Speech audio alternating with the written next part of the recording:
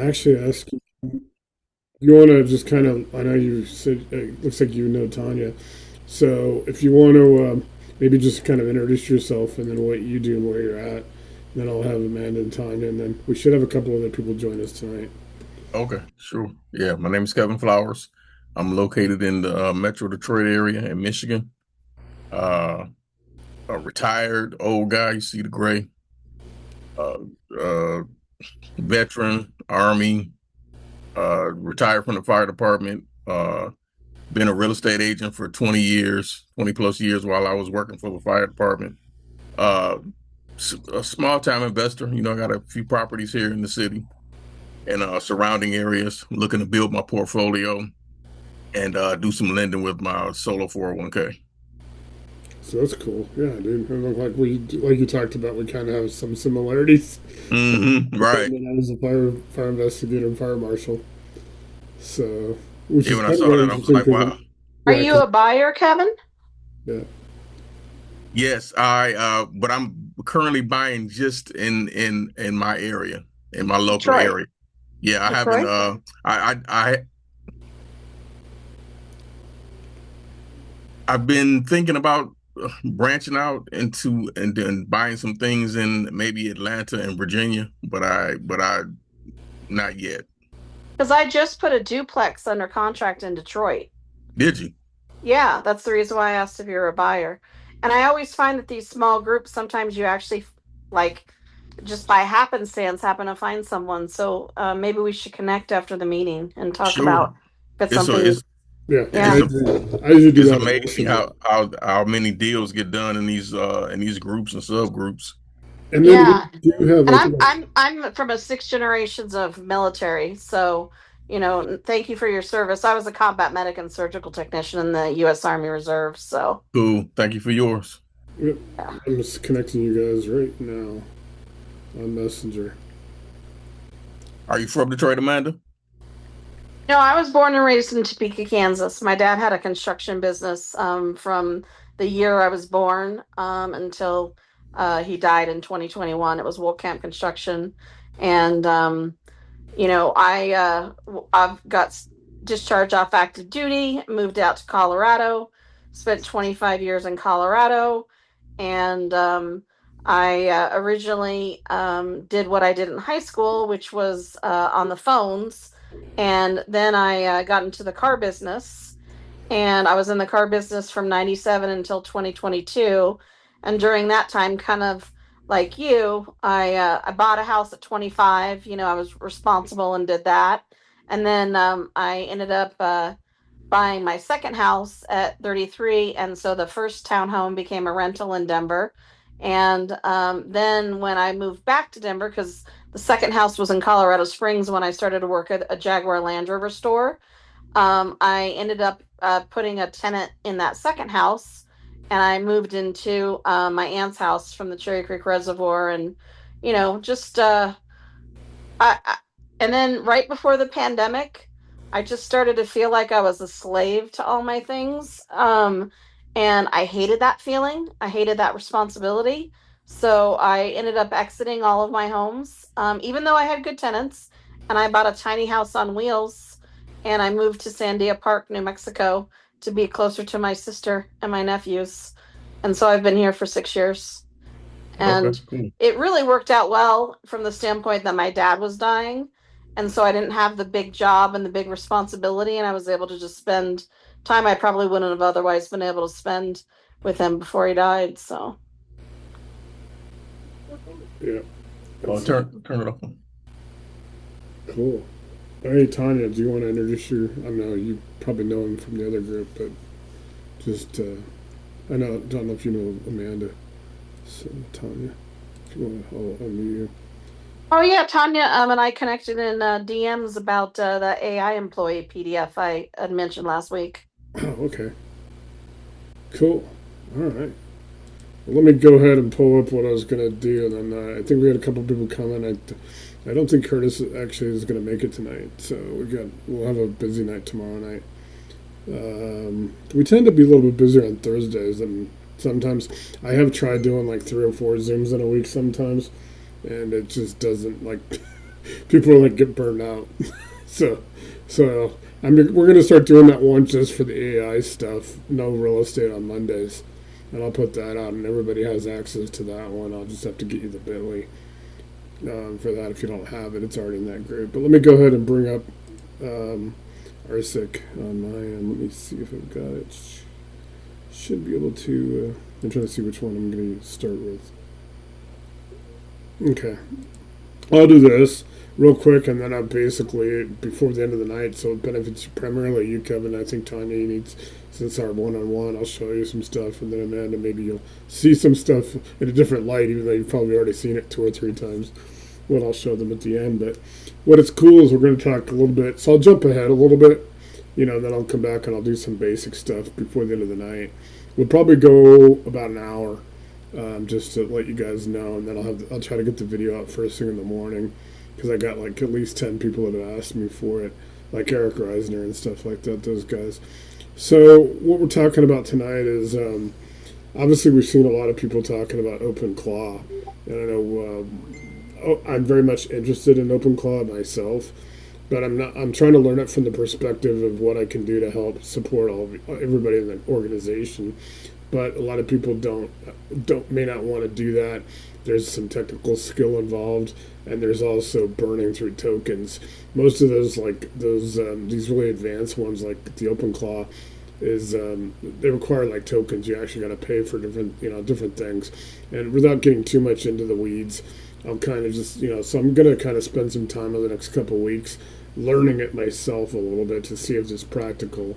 But a lot of people are out there trying to start these groups now with OpenClaw and using all the different Anthropic, and you guys see all that. And so in my just like in my real estate algorithm, I see a lot of this with the AI stuff now going on. So what we want to talk about today is actually let me go ahead and let me just jump to the basic real quick, and then I'll come back to this, because I do want to get everybody kind of excited about like how incredible this is. So just anybody I know, so Kevin, this is obviously your first time, so making sure just kind of for some housekeeping things, we recommend, and you'll see it in your prompt bar, we recommend the 5.4, ChatGPT 5.4, which they have the Pro and the Thinking. You can still use 5.3 as long as it's going, because it'll give you answers right away, and you can use automatic where it kind of chooses for you. Thinking is going to be a little bit slower, and obviously Pro is research grade intelligence. Be prepared to be there for a while. So primarily we'll be using like Thinking 5.4, but if we ever really get rocking and rolling, I'll probably switch out myself on the Zoom to 5.3 or to auto. So don't take that into like, hey, a lot of times I'm just trying to speed through it, because sometimes it can think and you're there for a few minutes. The other thing is think about like you guys, like, and I've talked about this, is projects. So when you guys think about projects, and nobody here is here when I was still just using chats. You can go down here and see all the chats that I still use. So think about chats are chat. Oh, there's my capital that is thinking. That's a free GPT I started just to get people interested in it. It's actually in the App Store. But chats are great for discussions with it, and also asking, exploring. Projects is where you guys are gonna want to set up everything at. Projects, and you got new projects, and you guys can tell this is the one for tonight, this Capital Intelligence Room one. And what I will do this weekend, and for those of you who want to know, like, I got my my headset working again with my other computer, the one that I got in October. I'm actually going to set up, just like I'm one of you all. I'm going to set up that computer with a separate account, a different OpenAI account for ChatGPT, the $20 one. So I'm just not operating in a developer mode, because the people have asked me, hey, you're operating developer mode. That's why you see the orange. And you can actually get developer mode without having to get the pro plan like I have and stuff like that. But developer mode is so that's why people will see the orange, which you don't normally have, which is why sometimes my setup looks different. On this weekend, I'll set up this new account, and I'm actually going to set it up so these sessions, like on Thursday nights especially, I'm going to start working at that computer.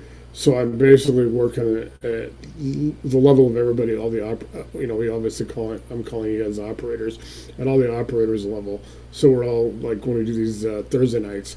So Wednesday night I'll be using this with developer mode. Thursday night I'll be using the other computer, just so that way we're kind of on the same page. So we get into the GPTs, and just real quick to kind of show you a little bit before we get into what the two areas. This is obviously where the GPTs are set up at, right? And I got to move the screen. Of course, I joke about like I did almost 500 zooms before I ever realized I could move that bar. So it's kind of funny. So you guys these are the GPTs, and you guys can see engage, exchange, capital, operator, campaign, and then you guys will. The next one I'll make sure everybody has is engage. And everybody has access to all 6 of them. So keep that in mind. We're using Core. And so I just real quick kind of want to show you a little bit about Core. This is actually how you build, where you build the GPT at. Obviously you have the name, the description, 8,500 characters or less for the instructions. And then I have you can have 5 conversation starters. Right now I have 3. But you get into these PDFs, you guys see knowledge and all this. These are the PDFs that basically power everything behind the scenes. Like I have all the investor intelligence guide, like there's zoning for AHJs, all that stuff for the counties. A lot of stuff is in here that I've already put in there. Custom instructions, deal structure guide, all this stuff. So that's where a lot of the information, there's probably, I don't know, a good 100 pages of information in the PDFs.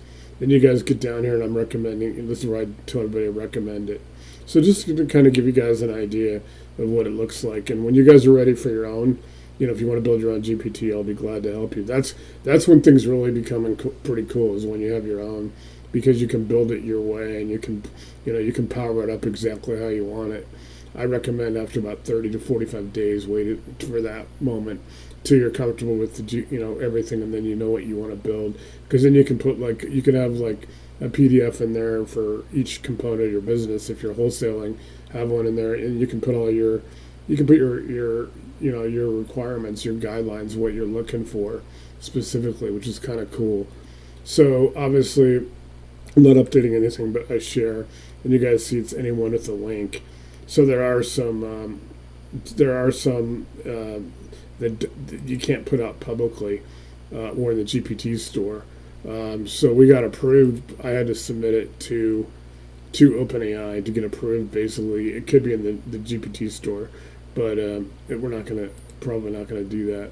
Yeah, Curtis is coming on. That's cool. So you guys also have codecs and stuff. But to kind of just get real quick into what I want to show you guys.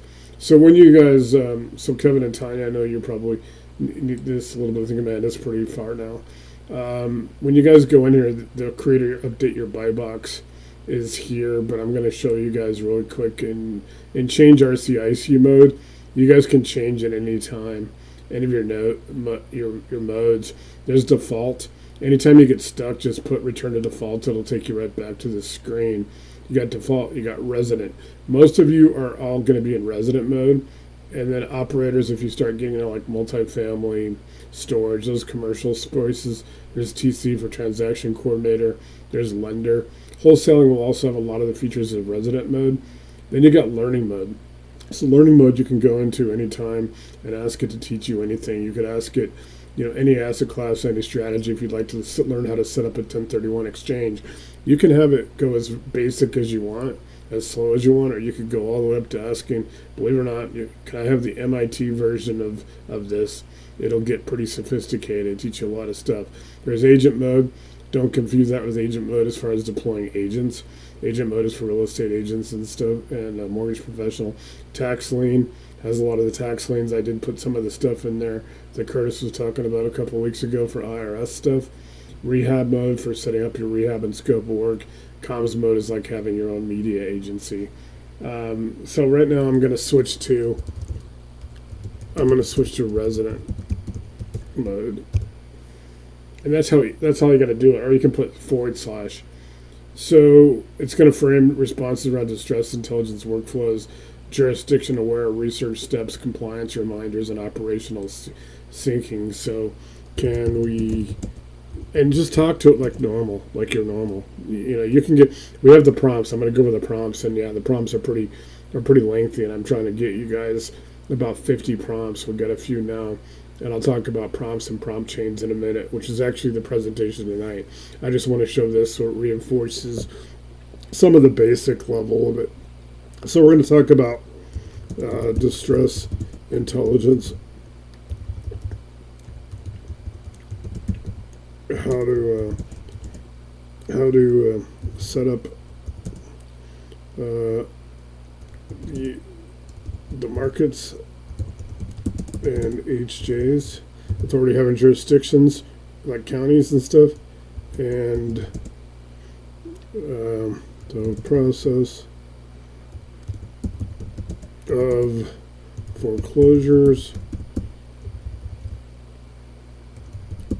evictions, probates, and tax liens. Tonight we'll kind of not talk about surplus and overbid funds because it gets into a whole different can of worms. It's going a little bit slower because we're in thinking mode. So some of you guys remember it looked a little different last week. They updated it. I do like it, but just remember it's in thinking. If I want to get more like instant answers, I'll just switch back to 5.3.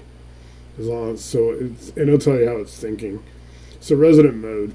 So this is where you guys really want to be at. So like Kevin, after you put your onboarding steps in, when you eventually come to that screen, you can go into switch modes, and you probably want to be in resident mode or in you could use learning mode if you want to learn how it'll teach you even how RCIC works or stuff. So that's probably where you want to be, is in resident mode.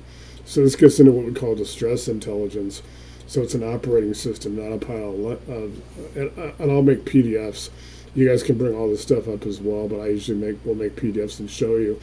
So once you set up your buy box and your markets, then it's like that first lane of the interstate highway, the off ramps versus the on ramps. An off ramp is basically like, instead of a hotel or a gas station or something, or the world's largest ball of string, you pass on the interstate going through like Kansas or something, you end up getting you end up going to the AHJs, the county clerks, the probate courts, the sheriffs, the trustees, depending on if it's a judicial state versus non-judicial.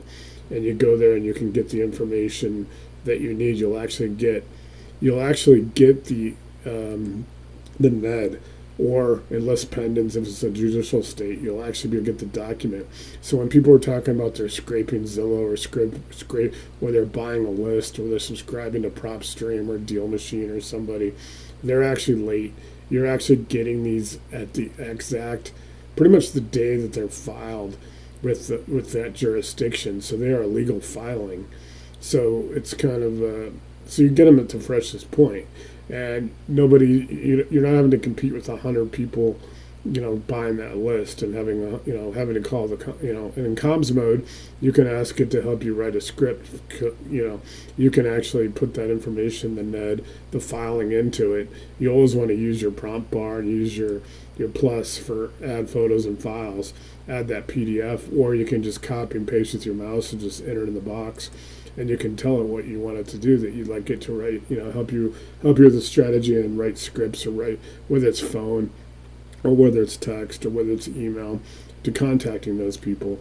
So tonight, when we get into prompts and prompt chains, what I sent out this morning to everybody is 3 prompts that go together that you can actually now hand off the agents, and I'll talk about that in a minute.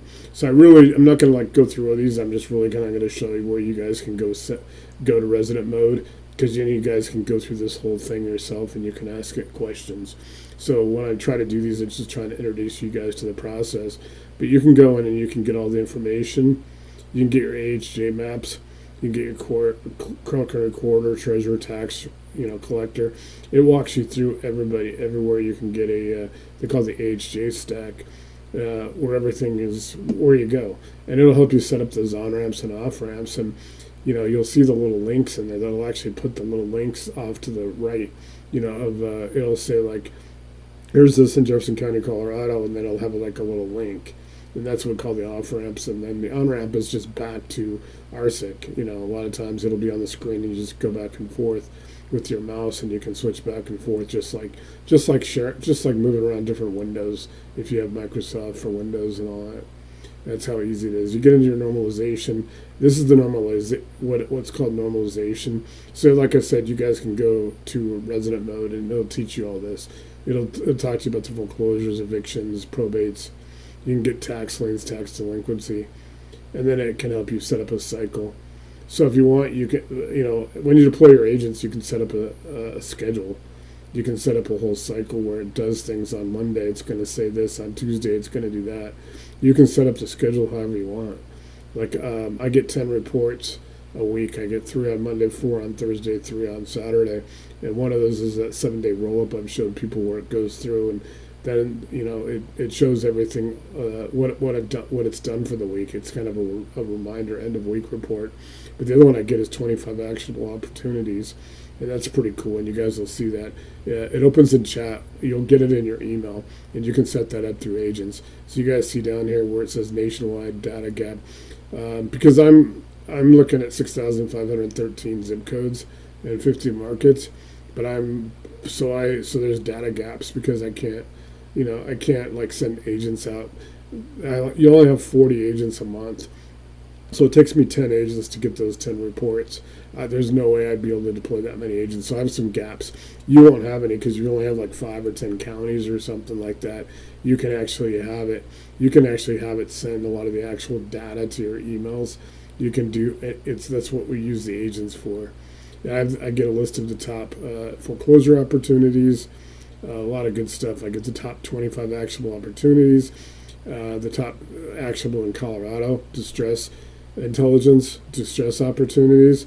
So you guys can, and there's my 7-day roll up. So, what I'll do too is I'll do one-on-ones. So we can do a one-on-one, Kevin, and I can do another one with both of you and Amanda and Tanya and with Curtis.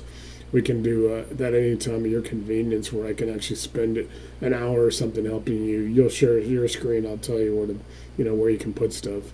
And think about this. Generally, it's about a 7-day process for people to go from putting in the bit.ly link to when things like, and I say like a light bulb comes on. It's not a light bulb for you. It's a light bulb kind of for the AI, where things just click.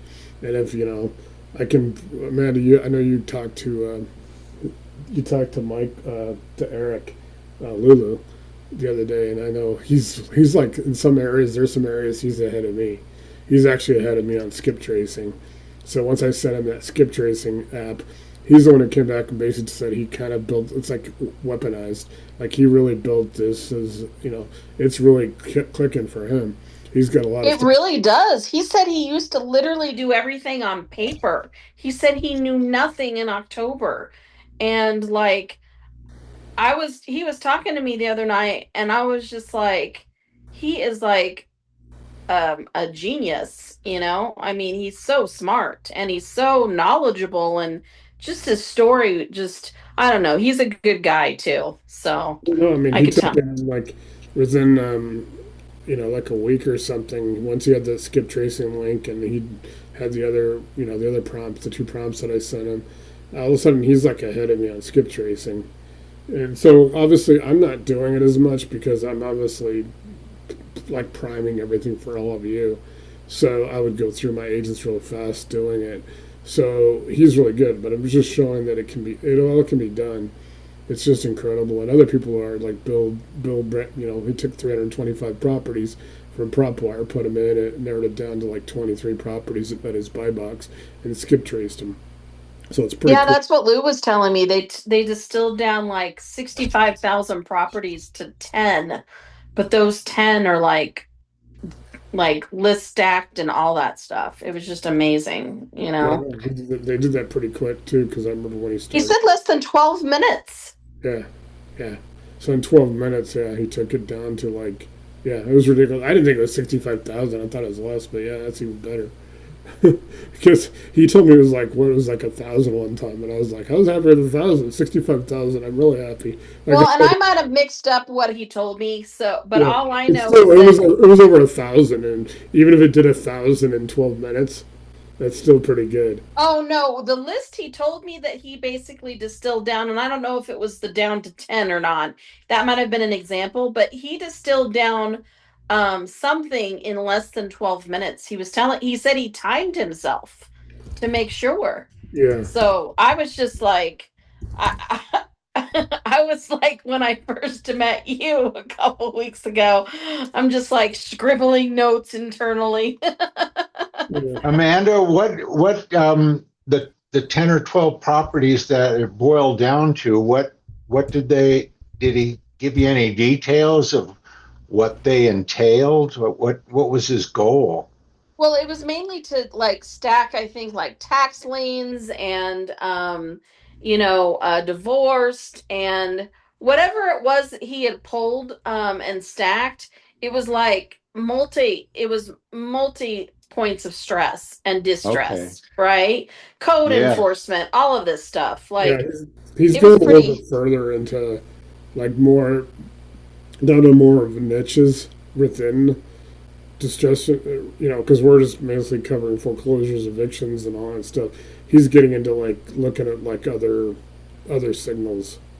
That's Yeah, he was similar to what I'm trying to do. Is that Kevin that you're talking about? Lou. Look, Lou. Okay. name I is don't know Lou. Lou. His real name is Eric. Okay. There's two Erics. Eric Reiser, the real estate agent. See, now it's thinking, just to let you guys know, it's a little bit slower with 5.4 when it's in thinking mode. If you're in pro mode, it goes into deep intelligence. So when we talked about like 5.4 is incredible, it is awesome. I know you sent me that thing about it last week, Curtis, after you sound like you're pretty excited with 5.4. It is a little bit slower on the thinking mode. So what I just recommend that if you ever really just need to go through a bunch of stuff to switch back to 5.3 or go with like auto, because auto will make those adjustments automatically for you depending on what you're doing. Here it's going to think for a minute. I'm just trying to switch to learning mode. But I want to show you guys actually kind of what I was doing today, which you guys probably saw. Let me see if I can switch it now. Oh, yeah, I can. So we want to talk more about, and this is still going to be Wednesday nights, is still going to be kind of like a little bit more, like where I'm going to talk to you guys about how to do, how things are working and what's going on. Thursday nights, like I said, I'm going to have the other computer working up starting next week, and I'll be able to be on my headset, and I'm going to we're just going to work problems. And if you guys got a situation you want to go through, then we can do those on Thursdays. So this is what I really want to kind of show you guys, because prompts versus prompt, what they call prompts are good. You can use it, to do all your. It's going to be a little slow to come up. Prompts are awesome. They're great for doing like single task. You come in and do a prompt and you want to do one thing. A prompt chain is now, or like this morning, and I posted them in the Facebook groups. And I also have a PDF that has them, that goes through them in detail, a lot more detail than I can even show on here. It actually came out pretty good. So you guys download that. That'll be like it's at the top of the list in files. So if you go to the Facebook groups, it actually is pretty cool what it can do. A prompt chain is like you can put many prompts together in a chain, but now you can actually hand off, meaning you can hand off to the. I'm trying to get this PowerPoint to open. So you can hand off the distress intelligence one can go get the foreclosures. Then it can hand off and it can to the skip tracing prompt. Then it can hand off to the deal analysis prompt. So you can literally organize it. So guys, this PowerPoint, I did send this to everyone. It made this 10. It's just 10 slides. It made that in less than 10 minutes. It was pretty cool. I was like, holy crap. So when we talk about single prompts to full operator valid, and I apologize if you don't see this. I'll send I did send it to everybody. So we're talking about like single prompts and stuff. It's kind of cool. So I'm not able to get the actual screen size on it. So single prompts versus prompt chains. We're going to talk about upstream. So like Zillow and Redfin and let's say all those prop tech companies and the list sellers, PropStream, Deal Machine, Goliath, and all of them, they're all downstream, meaning they literally are you've got somebody, if you're using a prop tech company or a list seller, you've got somebody between you and the source being the county clerk, the trustee, the sheriff, the probate court. So we're upstream, meaning they're scraping. So when people talk about scraping, they're like getting they're almost going to be scraping, getting what you guys don't want. Like I said, you're getting it at the county. You're getting it, so you're getting that NED, that foreclosure filing. You're literally, if it's when Jefferson County and Arapahoe County in Colorado, they'll release theirs in the morning tomorrow by about 8. I'll have those by about 8:30. It'll be I'm getting them right at the source, right at the filing. The distressed homeowner whatever has already been notified. They've been served. They are in a foreclosure process, so they have been served. So that's a good time. But the best thing is that list that has not been sold to anybody yet. So in about 3 weeks, maybe a little bit longer, those companies are going to be selling that same lead because you get it at the same time they do, but they have to spend. It goes on their servers. They have to parse through it. I don't know if they use, in some cases they could use staff. They could use VAs. Whatever the process is, every company could operate different, or they could operate all the same. The bottom line is, 100 people aren't going to have that same customer, that same distressed homeowner. So you've got that literally as soon as it becomes live. And that's what Eric or Lou is really successful at right now, is being able to get those right at that source and be able to put that into his buy box and into his tools. And we'll talk a little bit about tools tomorrow night. A little bit. I'm going to show you guys, and then next week I'll have that computer set up, and I'm going to set it up exactly how everyone should set up theirs. All 6 of the GPTs will be in it, and I'll have the 7th one, meaning the one for Mondays, which is AI only, not nothing to do with real estate. But I'll also have projects set up, and I'll show you guys ideally how you should set it up once you have all 6 GPTs. If you don't have them yet, they'll come. I just try not to overwhelm people by giving everybody 6 of them, because it's already, you got to learn one of them really. But send them all 6. It's up to you at that point. They're all yours.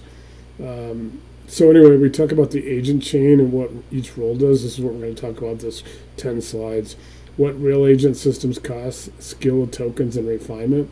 Because like we're talking about, if you see these open clause, and these open clause are awesome, and I'm like I said, I'm going to try to learn it, but it goes through a lot of tokens, and you got to pay for tokens.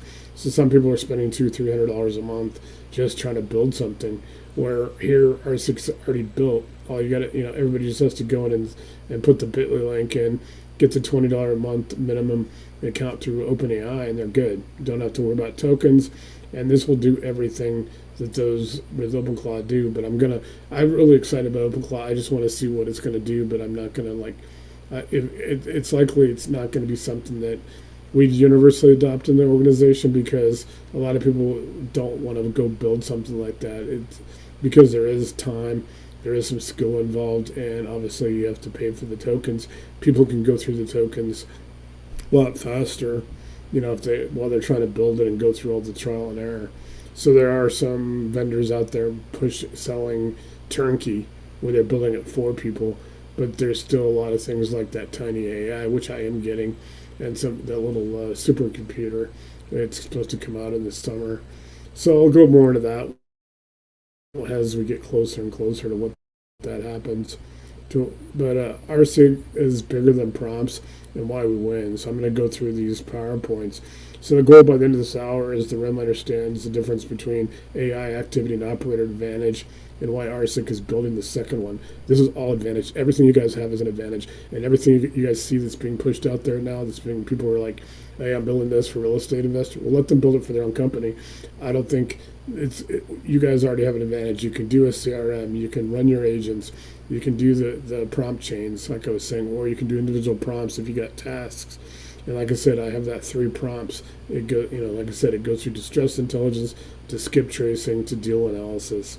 It's pretty cool. You put that in there, and it'll everything, and I'll show you how to put that in. Like you want to put that in a project, like all your prompts, like one project, and then you basically after that project, you can go and put that property in the next topic.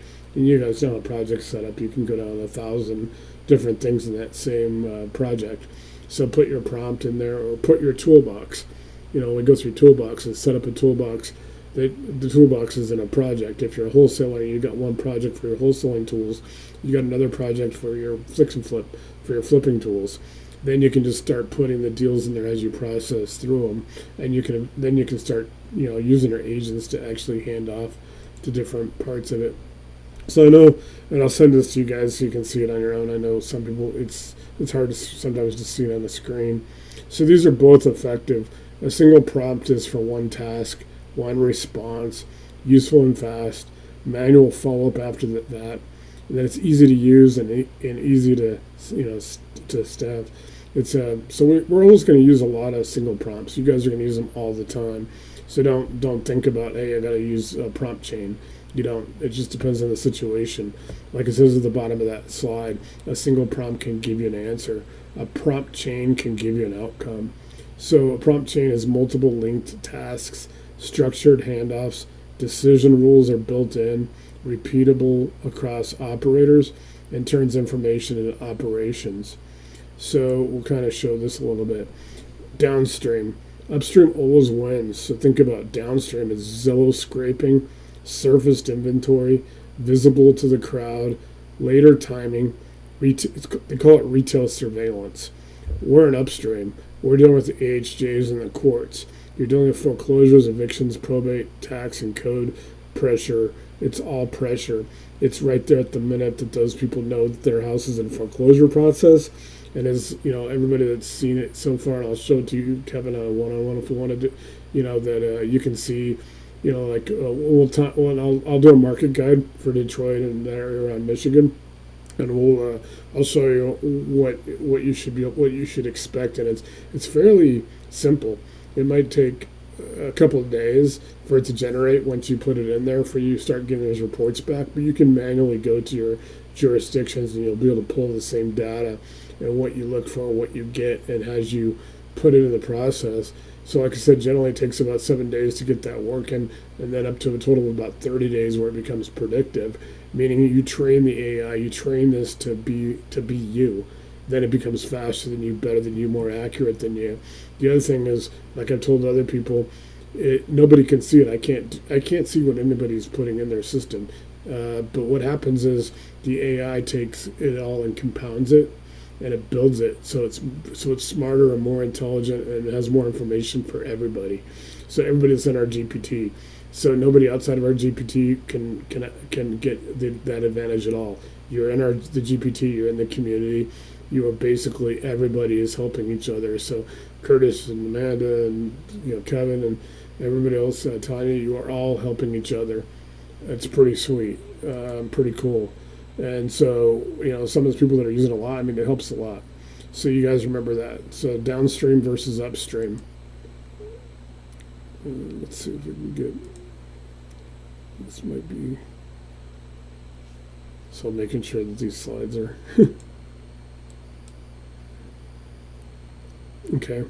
So the agent chain, guys, we're going to talk about the agent chain. So AHJ, distress intelligence, finds the pressure signal early. Then you got your deal analysis agent. Deal analysis, it's going to test whether the signal is actually in a deal. So it's going to go through all your deal analysis and skip tracing. Skip tracing should sometimes go before deal analysis, but then again, do you want to skip trace crap deals? So there's two ways of thinking on that. That's up to you.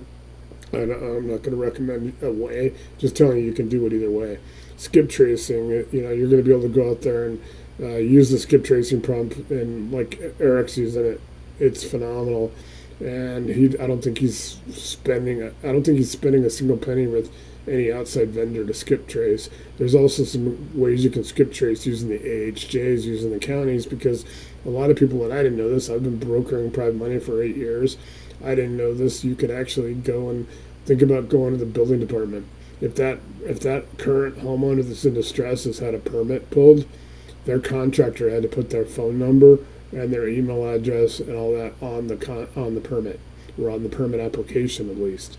That should be in every jurisdiction. I wouldn't think that any jurisdiction wouldn't require that, but you guys think about that. That a contractor. So if there's a current permit, like I said, check with the building permit or the building department or the inspectors in that county or that jurisdiction, because you may not have to skip trace. That may give you the best. That may give you their number. That gives you their actual number. But also think about this.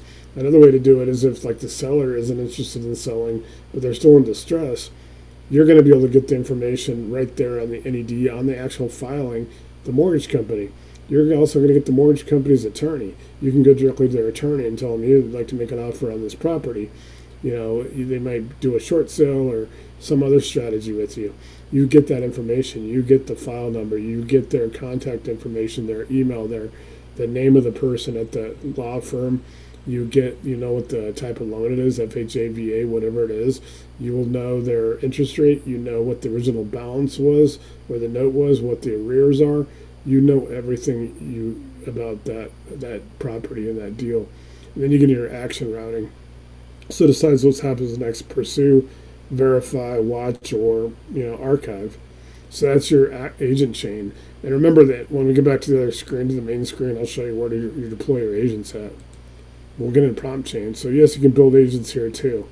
So you don't just need like OpenClaw. You can build your skill. You can role design. You have output constraints, decision rules, and clean handoffs. You are the human. You have all that input. You tell it what you want to do, and you deploy agents. And there's a process, like I said, you can make an agent chain that can go out there and they can hand off. So, and then it'll tell you. It'll give you an update. You'll get an email. Hey, these properties are now. You've developed a lead to foreclosure. You've handed it off. It's going through deal analysis. It's going through skip tracing, and it's going through what action that if it's going to meet your needs. If it still doesn't meet your needs, at any one of those points, you can cut it off. You can turn it off. But this will get the agent chain will be going, as well as the prompt chain gets the agent chain going. And so you can use all your agents to do most of your work. It can do almost anything. You can have it monitor your CRM. You can deploy agents to help with your comms and all that stuff. So it's pretty phenomenal. And those are you guys who, tomorrow night I will show you the apps, where the apps are again. There's apps in here. They're all name brand. Go High Level's in there. I mean, Uber's in there. Spotify, Grubhub. I don't know why people needed to connect Uber Eats to their GPT, but it's in there. But you've also got Dropbox, all the Google Forms, Google Docs. You got Airtable. I do recommend that everybody look at Dropbox for your manual, like a vault, and you can connect it to it the free version. But Airtable and Airtable.com, and you can watch a couple of videos on YouTube. Most people in our organization, less people are doing a lot of lending or a lot of dozens of deals, dozens of customers, clients, and things like brokers and lenders and capital connectors do. You probably never need anything more than the free version. Once you connect it in there, that can help you automate your entire CRM within RCIC. So then you've got your, you got multiple prompts, multiple runs, edge case testing, and iteration. It's pretty cool. You don't have to go through any tokens at all. You've paid, I've provided you with what you paid for. As long as you keep your account open with OpenAI for $20 a month, or whatever plan, because you can upgrade if you want, all the different plans, you're good for life. At some point, like I said, you're independent of me, because you're now building onto what you're building it your way. It's like Burger King. You can build it your way. You can add it. You can build your own GPT. You have free license to use whatever's in there that I've built. Use it for your own business. That's the big difference. I don't keep any data. I don't keep any. I don't have servers. Don't need them. So I'm Nate, yeah. yeah. On the subject of building it our way, I've been building for on and off for a couple months now, Yeah. and RCIC, as you are developing these, like for instance, this agent chain, these are all additional intelligences built into RCIC that I have not considered at this point, or in any of my chats with AI that it's considered either. And we're already starting on projects in order to introduce these new intelligences into my workflow. Do I have to start over, or how would I integrate this? And how would I keep up with what you're doing when I'm 10 steps behind what you're doing? You don't have to start over. Um, Nobody has to do that, and I can do a one-on-one with you, like we talked about No, last I week. understand that, but in the meantime, No, I mean you um, can ask it. You know these things I'm giving, and I'm going to show a lot more of this tomorrow night. Tonight, Wednesdays, I'm pretty much going to show it like I'm doing now, and then Thursday nights we're going to do practical application.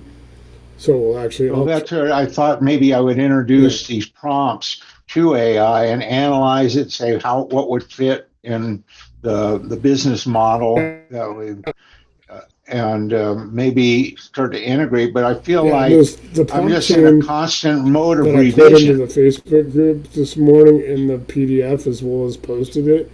That prompt Right. chain can work, and you pretty much want to just obviously I can't fill it out for you. You got to go in there and like yeah, put in your markets, put up. It's kind of like building your buy box, and then you deploy it because it's if you put it in the way I put it, it's like there's some blanks in it. I'll show it to you guys on the screen after Okay. I get out of this PowerPoint. I'll show you what I generated. It's pretty cool. There's 3 prompts, and I'm working on more prompts. And where you want to put it is like a project, and just keep the master copy. Don't do anything with it, and then you just copy and paste it into your projects as you go. So if you're out there deploying the distress intelligence for tax liens or your IRS, the stuff we talked about a few weeks ago, you can actually deploy it to go look at it that way. Or a property, or somebody's out there looking for a foreclosure to flip, they can run that prompt chain, and the prompt chain is actually going to hand off to the other two. It's going to hand off to the agents involved. There's agents in that prompt chain. I'll show it to you guys, like I said, after I get the prompts, and it might make more sense when you guys see it, what the prompt chain is. Now, like I said, you can use individual prompts. We use them all the time. I use them all day long. But I'm trying to provide you guys at least, I got 3 right now. We have the skip tracing war room prompt, which is also in files. So that's a separate one. I'm going to try to make sure probably the next couple weeks, definitely by April. So by the end of this month, I'll probably have about a number of prompts that'll be in there. And then you guys can, use them as, because there'll be prompts. I'm working on the prompts now for tools, like how to go employer comps, doing your ARV, doing the market reality assessment like we showed a couple weeks ago on my grandparents' house, doing all those. That's going to be a whole prompt chain. So that way you just feed in that prompt chain, Curtis, and it basically will do all that work for you at the agents, and that saves you from having to go through and manually do it. And all you got to do is make the adjustments and make sure if you're looking for 3.2, if you're looking for a certain price point, if you're looking for what your level of comfort with if somebody's if somebody's okay with medium rehab, they're willing to do like changing out cabinets and appliances and flooring and that kind of stuff, or if they just want to be in light rehab, maybe they're just painting, touch up, things like that, or if they're willing to do heavy, you can set all those parameters in that way. You can in your prompt chain, so you got your instructions to it, and that's when it goes out, and that's where it gets the accuracy. That's where people are getting the accuracy coming back. I think Eric said that he was within 1% on MAO, a max allowable offer. I would have taken, I probably would have even taken up to 10, 5%, 5 to 7% for being a variance is still good because you're still making money. To have it come in at 1% of max allowable offer compared to doing a manual handwritten, underwriting or deal analysis is unbelievable. I can't, it's like, it's so, the accuracy is coming out. So, and keep in mind, everybody, accuracy is, a lot of it's your buy box. You are telling it through your buy box and your market. You're telling it what you're looking for, what your range is, what you're willing to pay for, what your level of rehab. You are giving it instructions. You are giving it markets. Go look at these markets. They meet my buy box. That's gonna where they take Bill takes 325 properties and gets it down to 23. in like, with like he did with PropWire, or Eric with, if it's 1,000 or whatever he did, getting it down to what, to 10 that he got. That's where it breaks down, and to be able to do that in 12 minutes is unreal. So you guys have all the systems. So like I said, tonight I'm kind of going to show you this PowerPoint and stuff like that. Tomorrow night we're going to start really getting into practical applications. After this week, it's going to be pretty much all practical application. Like you guys can actually, I want to get you guys actually working like work sessions where you guys are actually running stuff, your own stuff.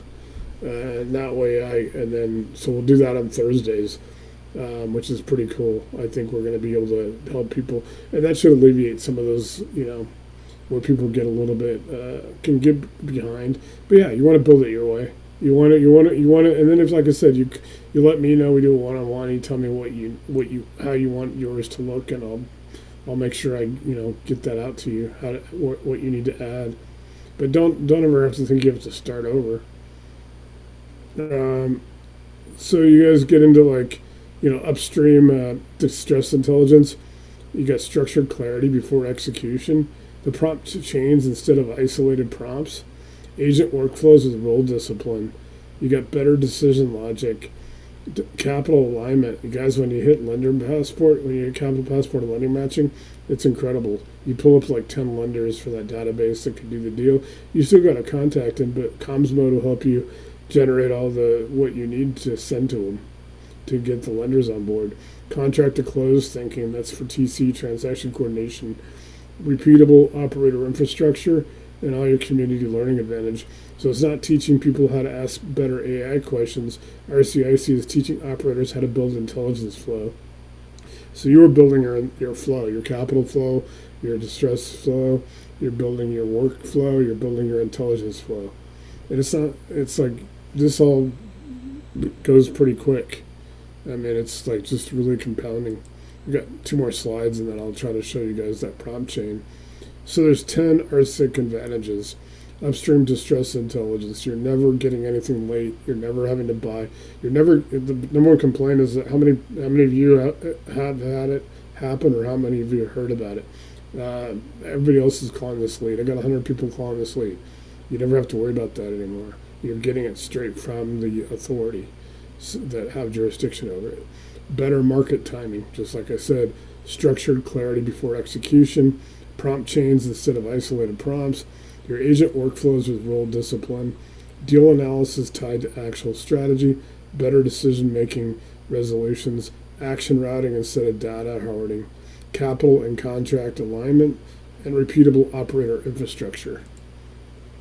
So obviously why it wins. We build for operators, not spectators. We work upstream, not downstream. We don't stop at information, and we're building systems. So the future does not belong to the Lotto's tool; it belongs to the best system. So kind of going back from that, let me try to get back to real quick what I want to show you guys on that prompt chain.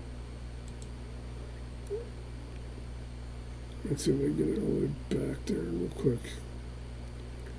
Let me try to go all the way back up to where I was this morning.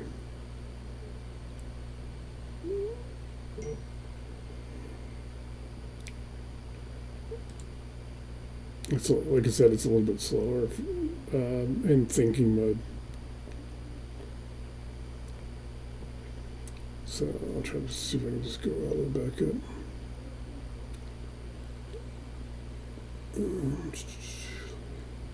Just trying to give me a second. I'm trying to figure out where I put it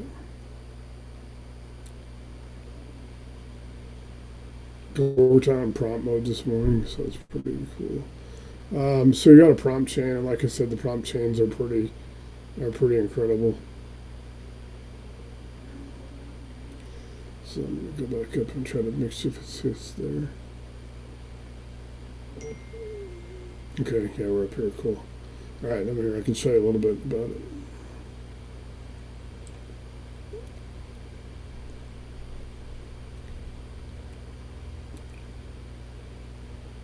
So you guys want to calibrate your buy box. That's really important. But let me go real quick and get into chains. So it's in this conversation. I gotta just find it real quick.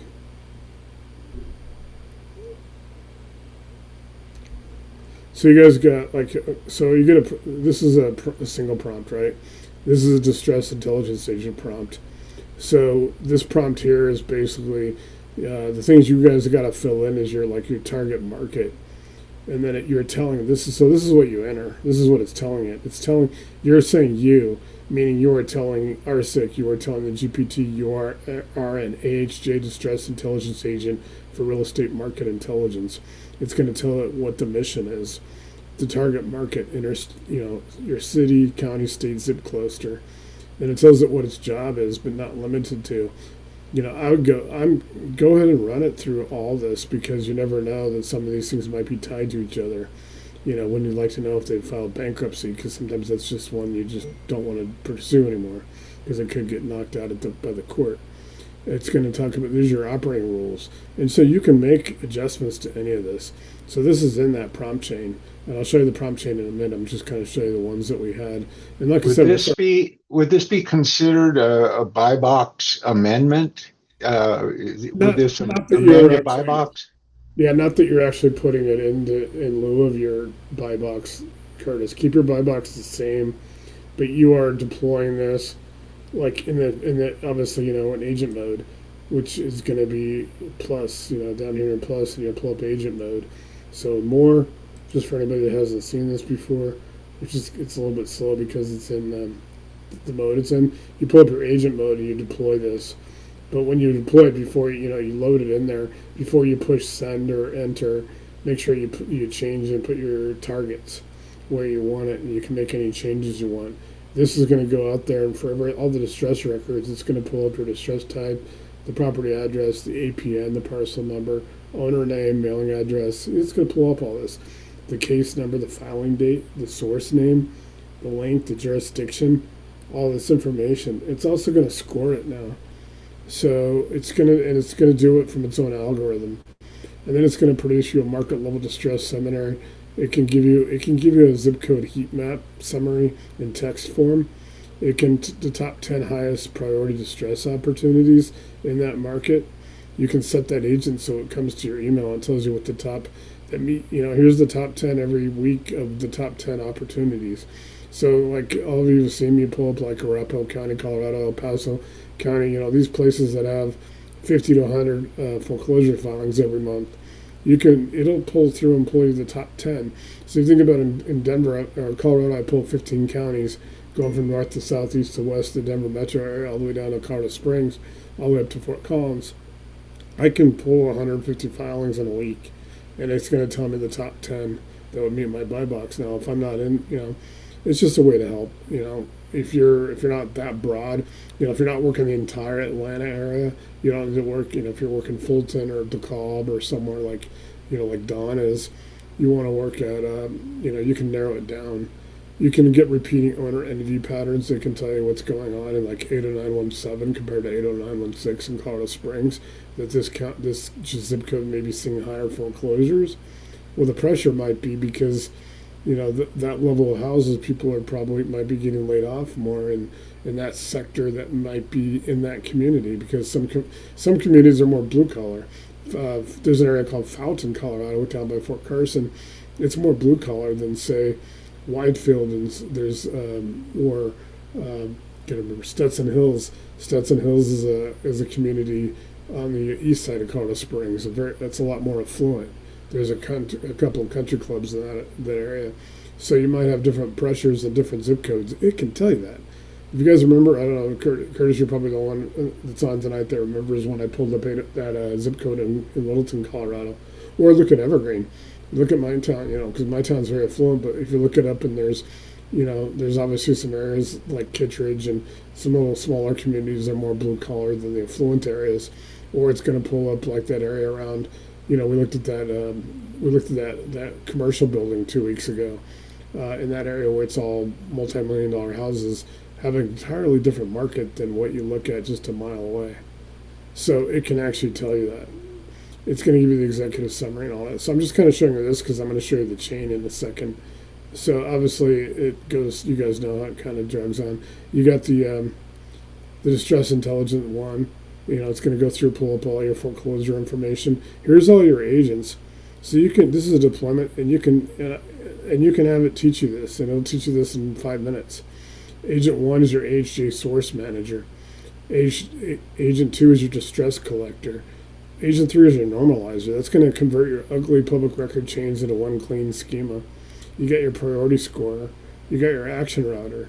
It's going to send you records to deal analysis, get tracing, and follow-up, or the watch list. So that's just one way you can set it up. You start getting into here, it's all the information. This is just repeating what it was before. But I want to show you guys the chain. And I might just actually, you can go to skip tracing, right? So it's just a minute. When I scroll down, it's going to go through the chain. So you got a full pipeline, right? These 3 agents should work as a chain, not as a disconnected helpers. The distress intelligence agent identifies and structures the signal. The deal analysis agent determines whether there is actually a viable opportunity. The skip trace agent resolves contact paths. The action router agent decides what happens next.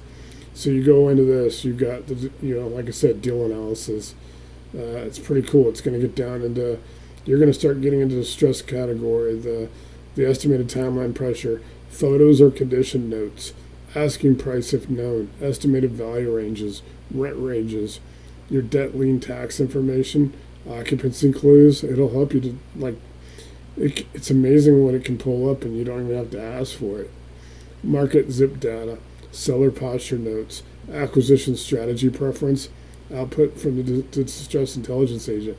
So it's going to walk you through all this.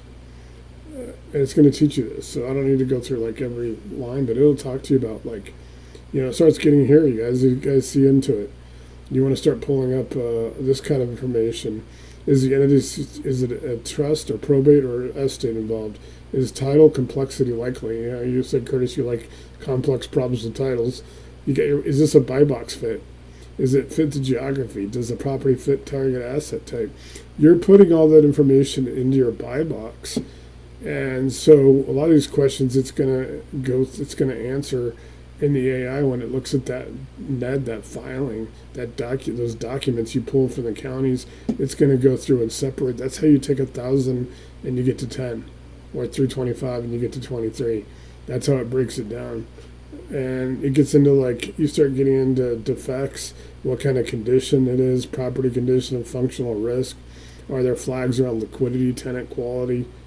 What the financial structure is, it as is. What's the estimated rent range?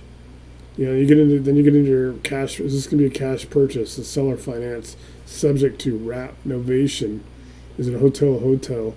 Is it hold for rental, reject or archive, monitor only? You start getting your execution for, you start getting all the situation. This is all can be set up. Most people are buying this, are investing in the same type of property over and over, rinse and repeat. Maybe sometimes there's some variance. If there's variance, it's going to tell you that. But it's going to take, that's how you're going to take all these properties. You get 84 foreclosure filings out of El Paso County. That you put them in there. It's going to come down and break it down to whatever's going to work for you. You're never going to get a bad deal. Let me try to real quick see if I can generate. I'm just going to go to my RCIC. Like I said, we're going to do a lot of practical application because I think that's going to be awesome.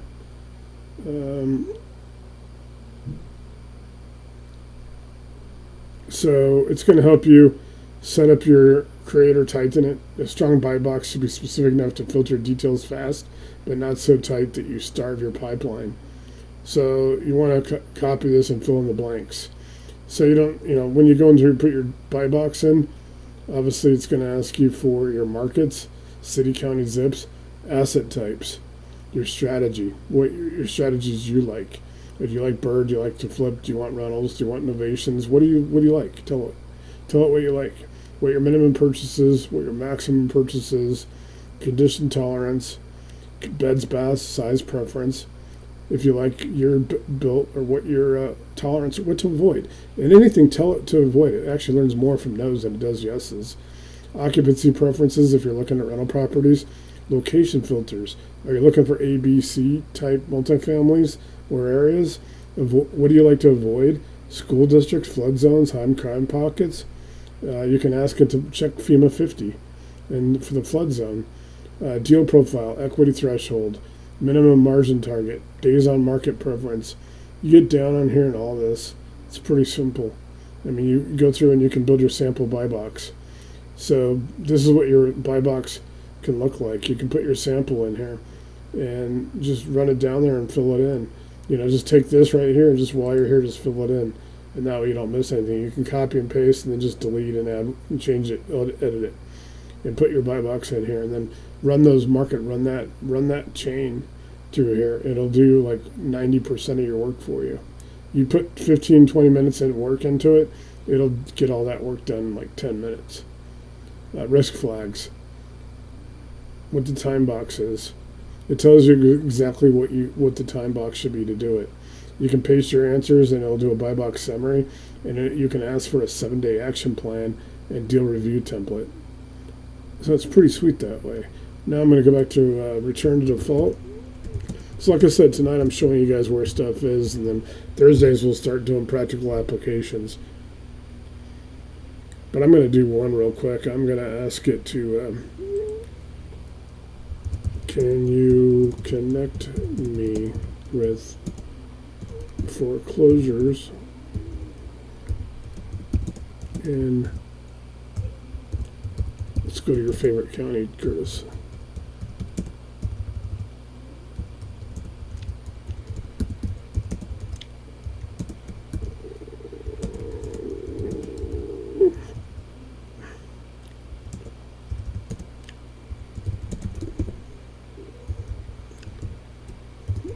So just talk to it normally. I mean, you got the prompts. Those when you're doing single prompts, you can sometimes just talk to it normally.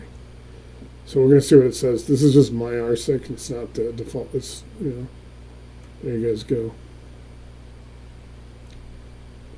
Nate, So what did you mean? What did you mean when you say? Let me see what you wrote on there. Something about off ramp to the AHJ, not a third party. Or you wrote something not to foreclosures. Yeah, so anytime I talk about off ramp, on ramp, it's that theory that because I kind of wanted to come up with something I could teach easily. So I teach everybody to think of it as an interstate highway.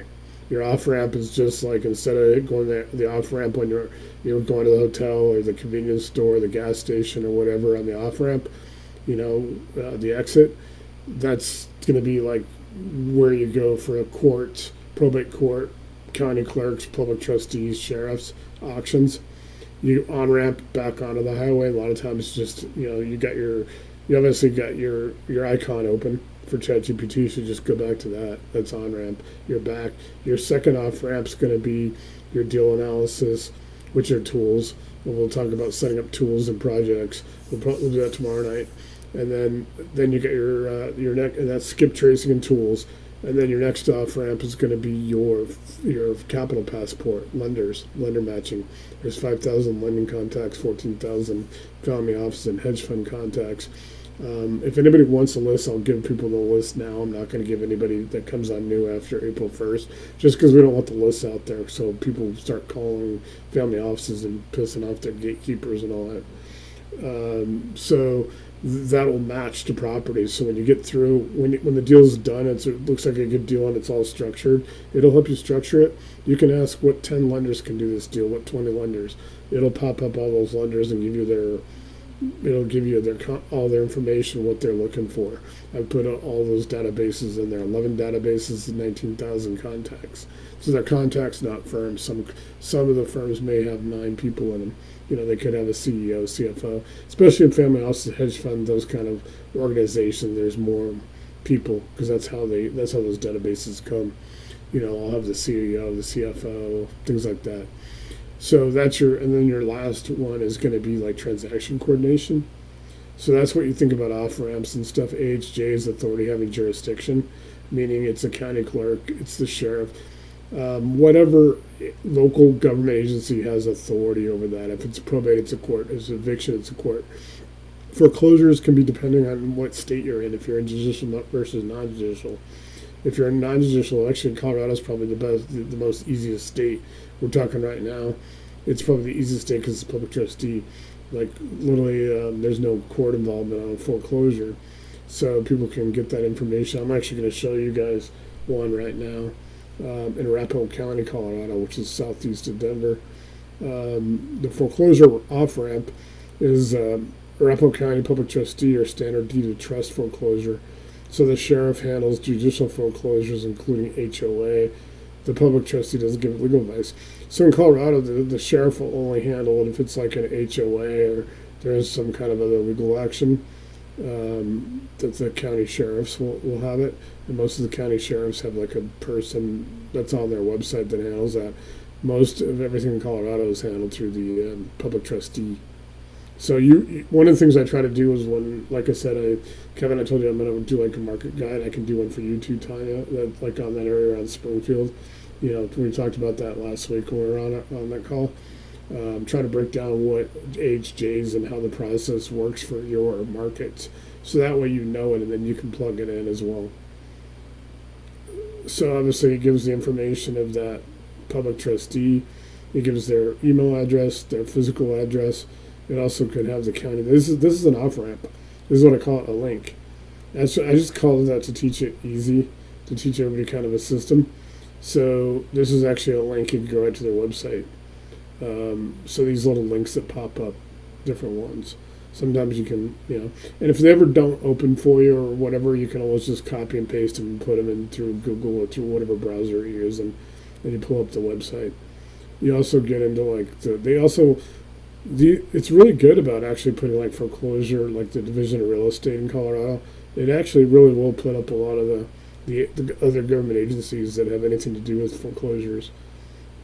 So here it'll give you your routing map for Arapahoe County, Standard Deeded Trust foreclosure.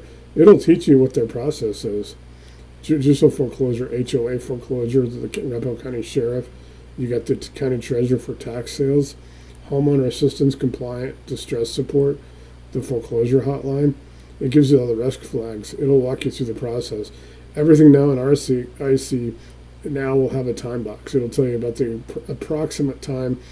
Most of your time is going to be spent building this in your first 30 days. 7 days is really the onboarding period, because I said you do different things during onboarding. Within about 30 days, you're going to want to build all your, you're going to want to get the market guide that I help you with and build it, because you build it your way. I can't add anything to you.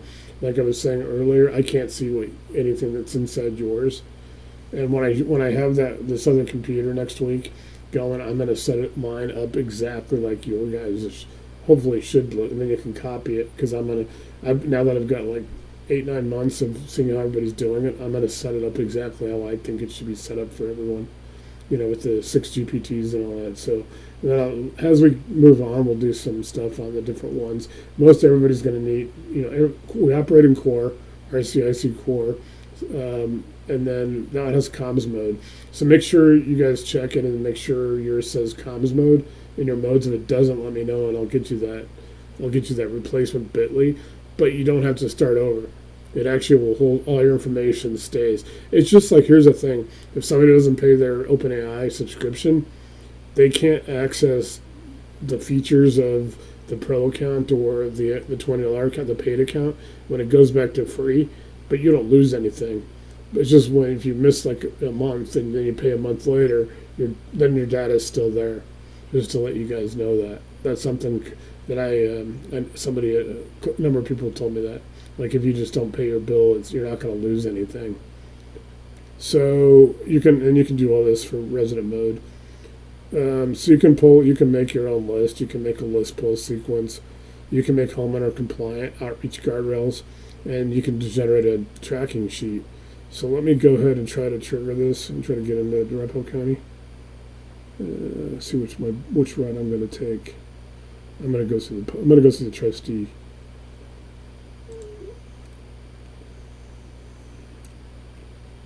So there I am. I'm in Arapahoe County, Colorado. So it's going to give me, the cool thing is you can search around and you can actually download all that stuff and put it back in RCIC and build something for it where it becomes permanent rules. So like I said, you got a little bit of work to do, but then the 5 minutes you spend now is going to save you the 5 minutes somewhere where you're going to have a chance to make a deal. So it walks you through the process of that particular area. Now, most of the places. Now, here's another thing for everybody who hasn't experienced this yet. You can have two counties next to each other look completely different because they have different vendors. So they don't all have the same vendors. And Boulder County, Colorado, Boulder is the University of Colorado, and Broomfield County is next to it. It's actually like, so you want to look around, like if you're working 3 or 4 counties, and they're all like Atlanta has those 3 or 4 or 5 big counties next to each other, Gwinnett and Fulton and DeKalb and all that. They may not have the same vendors, so they may not look the same. And in some places, you might have to do a little bit more searching. Most of your work's going to be done in your first probably 7 to 30 days. And then after that, it's going to be all tied in. You're going to be getting those reports. You're going to be able to have all your processes. You're going to have your prompt chains and all that stuff. I'm providing the prompt chains. All you got to do is put them in, set up your chains in different projects. That way you can just flow into different projects. Makes it simple. So here you can go through and do a search. So I'm going to go through it as the cure process, all the foreclosure forms. So I'm going to go through the property search. And so basically, sometimes you'll have to still do like an acceptor. So this is the property search, right? A lot of the counties in my state have this. So generally, we're not seeing what you're seeing. I know, I'm trying to get back to it. Give me a second. Okay. You know how that goes. Okay. So you guys should see right now the Arapahoe County foreclosure property search. Okay. So when you get this, if you have a particular foreclosure number, like you've already got a report on it, because sometimes, like I've shown you guys, my reports will actually have, it'll say that in my weekly report that it sends me through email that you may have all this information to put in. If you just want to go and look to see what's going on and you like this county, you can go and ask for a date range. So let's just say what's going on right now in March. What's going on through yesterday in Arapahoe County, Colorado for foreclosures, 23 records. So here you guys can sit there. I pulled up these information. So it'll give you their case number, the grantor, the street, zip, subdivision, what the balance due is, when the sale date is, and then there's been a NED. Keep in Look mind. at that second one, badass. Yeah, badass rehabs. $2 million? Yeah, I'm trying to see where this is. Cherry Hills Heights, Columbine Circle. Well, let's look at it. So here's what you can get. So you can get all this information that's over here. So this is going to give you all your information, and you can take it back to RCIC, and you can have it start running in your tools. You can have it start running the deal analysis through it, and it can help you with your ARV. You can pull up all the sales history.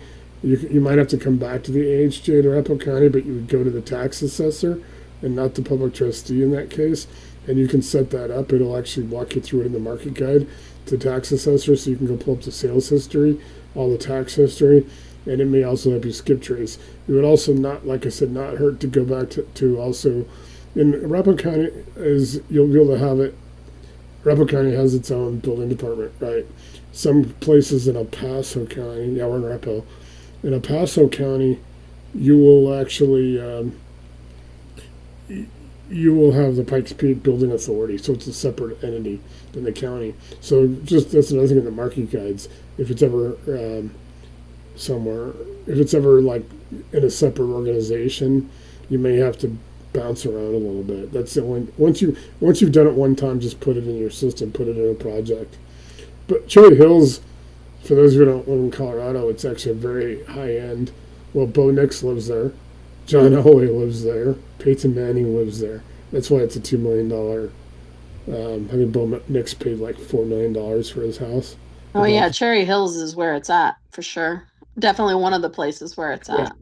Yeah, it's like gated and like really good. Yeah, I mean, We used to have a lot of customers from that neighborhood and that city, I guess, a village. It's a village, I think, actually. Cherry Hills Village.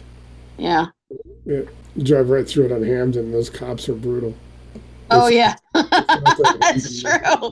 New Mexico's not much better. The Morrison cops are well. The Morrison actually shut down their police department finally. Oh, did they? When's the last time you lived in Colorado? I lived there in 2020 is when I left. Yeah. Because you remember the old story, like Morrison and cops, like when it gets down to 20, if you're going 20 miles and a quarter mile over 20, they got the SWAT team waiting for you. That's how brutal they were. That's a I joke. guess I don't remember that, which is weird because I used to work over in like the Littleton area along 470 and stuff. So So you can pull up your, yeah. So, and there's a section of 285. yeah, You get to Primary Gulch where there's a little parking lot on the right when you're going up towards Conifer. And they have the Google Earth image actually has two Morrison cop cars in it. yeah. It was out there for like 30 years. That picture was up there anytime you look for 285. They did finally shut their, turned it over to the sheriff's department. So Because you you can, live in not Evergreen. Is it Evergreen? Are you in yeah, Evergreen? yeah, I've been there, yeah, pretty much my whole life, except for the few times I've moved. And then Okay. I my didn't parents, realize you had always been in Evergreen. my parents, Evergreen is one of my favorite places too. They have the great days, or they had a great day spot. I don't know if it's still tall grass. yeah, it's right up, my parents live on that road. We're Oh, do talking you? Or do they? Yeah, that's about. cool. So They beautiful. live close to the lake on that road. So they can pull up all the information, guys. Here's your NED and all the stuff. You can pull up all these, all the documents. It says news because they have to obviously they have to advertise it. So they'll usually use like the transcript or the little $10, the little crappy free newspapers because they usually charge like $10. Obviously, they're on the cheap. So you Uh, can open any one of those documents? yeah, yeah. Some of them are just like, yeah, you can open them. Here's the sale information. The U.S. Bank Trust National Association. And then you got the sale information, which will be in July. This will start. This will all get filled in once if there's a sale. You can pull up the lien or redemption. Obviously, this will get filled in if there's redemption. There's your publication. It's going to be the Littleton Independent, which I said is like the $10 payment. Obviously, the mortgage company is paying it. When the first publication will have to go in May, so it hasn't even been published yet. So they'll put it in the Littleton Independent, which is like a free. I don't know, maybe like 75 cents or $1. Yes, we still have small papers. The mailings, when the initial notice was mailed on March 13th. Here you guys go. Here's a holy grail. This is the law firm for the mortgage company. There's the filing number. This is the law firm. This is the lawyer, their address. This is the email address of the person, of the two people there, and their So phone that number. notification hasn't even been sent out yet. You said Yeah. March 13th. Yeah, so think about this. If you did a NUD search, if you do these searches, you guys can get it even before the notice has been sent out. Zillow ain't going to see it, and the prop tech companies aren't going to see it for at least probably 2 to 3 weeks. That's So wild. think about this: if you started hitting them up like the 13th, like the day they get, or do it the 14th because they got notice. They get notice on the 13th. They notice they're in the foreclosure process. Here's all your information from the deed once it's transferred. Here's all the cure information when they have to file their intent to cure by the 23rd of June, and the cure deadline is the 7th, the day before. Here's all your basics. So you got your NED recorded, your NED number. It's notice of an election demand. Some is the NOD, notice of default. Obviously, evictions have like UD, unlawful detainer, different things. In different states, judicial, California has list pendants. It has to go through a court process. That's a different story. Courts for evictions and probates are a slower process. You can go through it. It's going to take you a little bit more to set these up, to set those up. This has all your information. Here you guys go. Commercial. Original principal 2.2 million. Original is 2.24. Interest rate 0%. I don't know how that's right. Interest is fixed, and the current holder, and the grantee is Anchor Loans, and the grantor is Badass Rehabs. So there's a limited liability company. So you could look in Wyoming, and I guarantee it's a good chance it's going to be in Sheridan, Wyoming, because I have my company there, and probably in the same address too, because that's what they do that. If it's going through bankruptcy, or there's temporary restraining orders, and there's the address again. So to on ramp, like I said, I'll stop share, and I'll come back. And this is how I on ramp. I'm back into RCIC now. That's how you do it there. 'Cause that's how you'll get that information. Then you'd want to like get the NED, get the actual NED document, which you can get PDF. You can save it. You can copy and paste all that information. You can come back and just load it up through into your prompt bar, your add photos and files. It's pretty cool. So I'm obviously into my RCIC. I want to go back to my developer mode. So when you guys do this, you want to go through create project, and you guys could put like, if this is a here you could put your prompt chain, or you could put your deal analysis prompt, or you could put your skip tracing prompt. Save those as like separate projects, and then when you have a project, like I was saying, if you go down like any of my projects, like I said, I've got for the cohorts, which is what I'm setting up. So you guys would have it as your project, enter it, that'll be down here. You guys can build off this. So you can end up having all your deals. It could be like 123 Main Street, 124 Main Street, have different ones, but keep your main prompts or your prompt chain in, that's your first project. That's when you start your project. That way you can just copy and paste that prompt again. You don't have to retype it. All you got to do is go put it in there and then copy and, go fill in the blanks on your prompt chain. Let's see if I can actually I want to see if I can pull one up real quick. Let me go back to. Actually, let me go and see if I can pull up one of these. What I pulled up last week. Let me see what this does. I'll show you one more thing, and we'll probably go maybe another 10 minutes or so. Nate, are you gonna post this recording somewhere? Yeah, So I I'll can post watch what I missed, it. Yeah.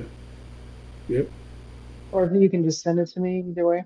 Yeah, I'll actually post this one publicly. I usually hesitate on Thursday night sessions because, like I said, if we ever get into actual deals, where we're talking about deals, we'll either take the recording off or I won't post it publicly.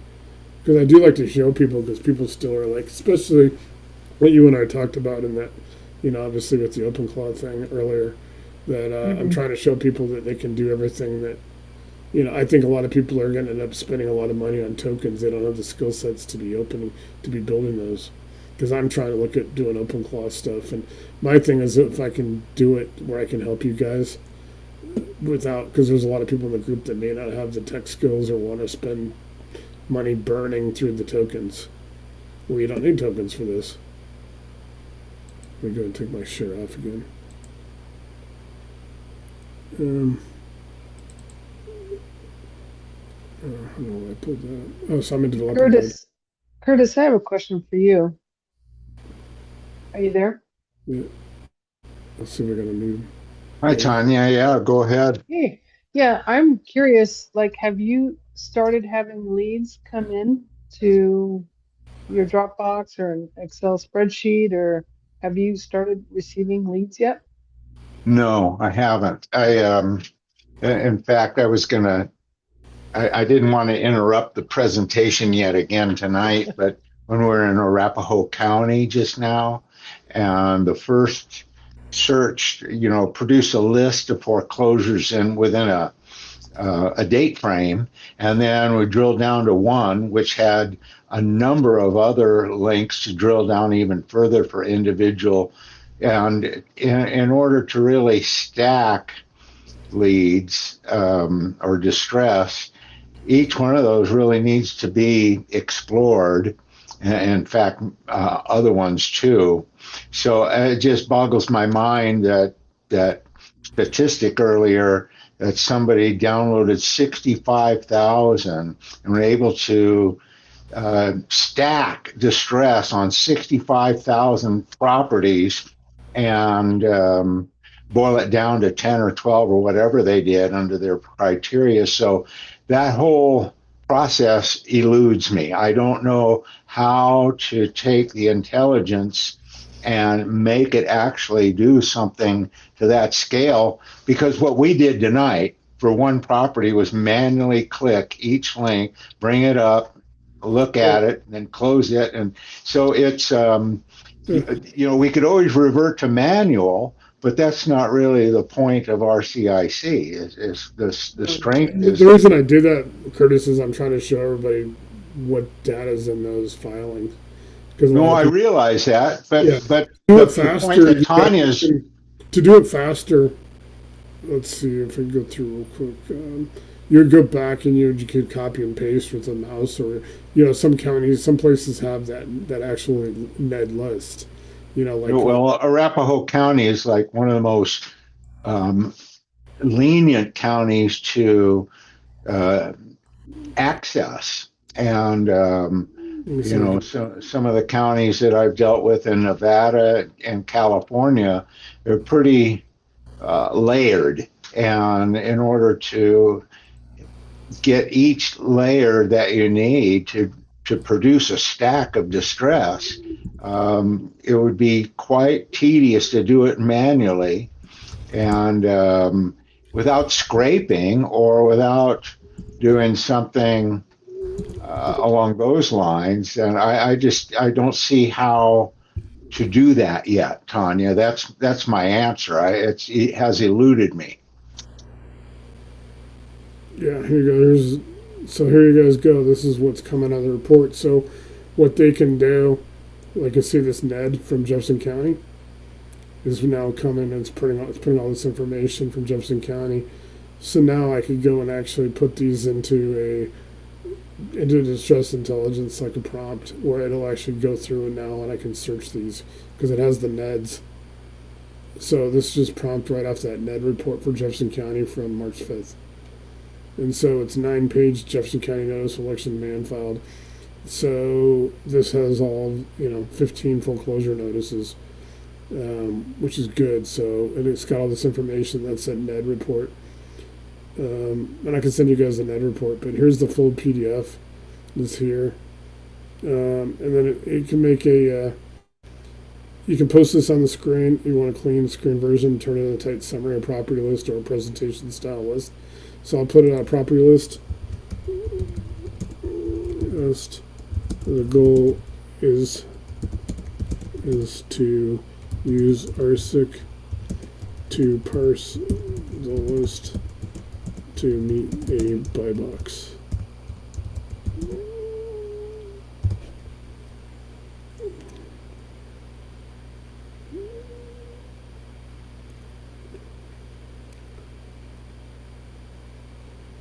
So this is what you're kind of talking about, Curtis. What Tony kind of asked you, but so you can put these entries into it. The thing about it is, is a buy box and all that. Once you put those 15 properties in, then it'll actually see now it's coming and it's actually giving more information on these properties. So you guys able to see this? Yeah. Okay. So now it's able to get these, and now you can put these. If your buy box, keep in mind I don't have a buy box set up like you guys do, because so if I had a buy box, it would actually then take these 15 properties and it might come up with 3 or 4.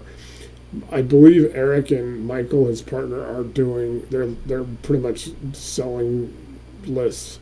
They're providing lists to other people, and so it's set up a little different with theirs. From my understanding, but that would make sense because if instead of trying to access, they're not going to the depth you would. Right, would you access those AHJs individually? Let's say one for foreclosure, one for judgments, one for property taxes, another one for for as many as you could stack on that pertains to a property. The fastest way to do it would be to spend money and get a list and subscribe to a list, and then you can do it for free. Yeah, well, and it's just a matter of volume, I think, and time. You don't have to do that because you can actually, like I said, this is just pulled up like 9 pages out of Jefferson County. Well, compared to like Fulton or DeKalb or Gwinnett in Atlanta. Think about how many properties are there. They're in Savannah, Georgia, so they're pulling up. Think about if they pulled up 1,000. They're working in Atlanta. They're working in some of the major, cities on the East Coast. Can you envision doing 65,000 and having multiple distress attached to You gotta each say it's one probably and closer to then produce 1,000. it down to a 12 in a Because few I'm probably minutes? saying, no, Curtis, I'm probably going to say it's probably closer to 1,000. Even Amanda said that. She thought it maybe was something else that he said. Because I remember him telling me it was 1,000. Like 2 weeks ago, he told me one night on a text that it was 1,000. So I don't know if the 65,000 was something. Maybe they've done that by now. But yeah, Either that or I'd like to get what they're smoking. I don't know how okay, so they're City pulling El that off. Paso, But Colorado Springs had 84 foreclosure filings in Colorado Springs in November. Well, compared to like how many Colorado Springs isn't that big compared to just one of those 5 counties in Atlanta. I mean, yeah, 5 counties. They might have. So realistically, if El Paso County had 84, and and I know that RCIC is the ticket. I just have not kind of cracked the code all the way yet, and I'm yeah, finding it pretty exciting. Even what you're presenting today with the agent strings, that's just revs it up even more, Nate. I think it's wonderful what you're doing. yeah. I Well, just the thing about it, see, I'm also learning about it as well because I'm out there now looking at the open claw and looking at all the other stuff. I'm in those forums and I'm actually learning now how to even take the prompt chains. I didn't know about prompt chains. I've seen them. I didn't know, because I've been putting them in individually as well. Now I'm trying to tell you guys, now if you put this prompt chain in as 3 prompts, it's how much better the work's going to get. And I'm going to put this, like I said, I'm setting up my computer, my other one that I just got in October and I have the headset for it. I'm going to set it up this weekend exactly. I'm going to do a paid account, just like you guys. I'm going to put core in, and I'm going to set it up the best, so that way next week I can show you exactly. And I'm going to put a prompt chain in there, and I'm going to build a buy box, and I'm going to just Kevin, have. I think you're coming on board just at the right time. Nate's really peaking right now, and you're gonna be able to inherit all his work. That's really cool. Yeah. Yeah, my tail is wagging over here. I bet.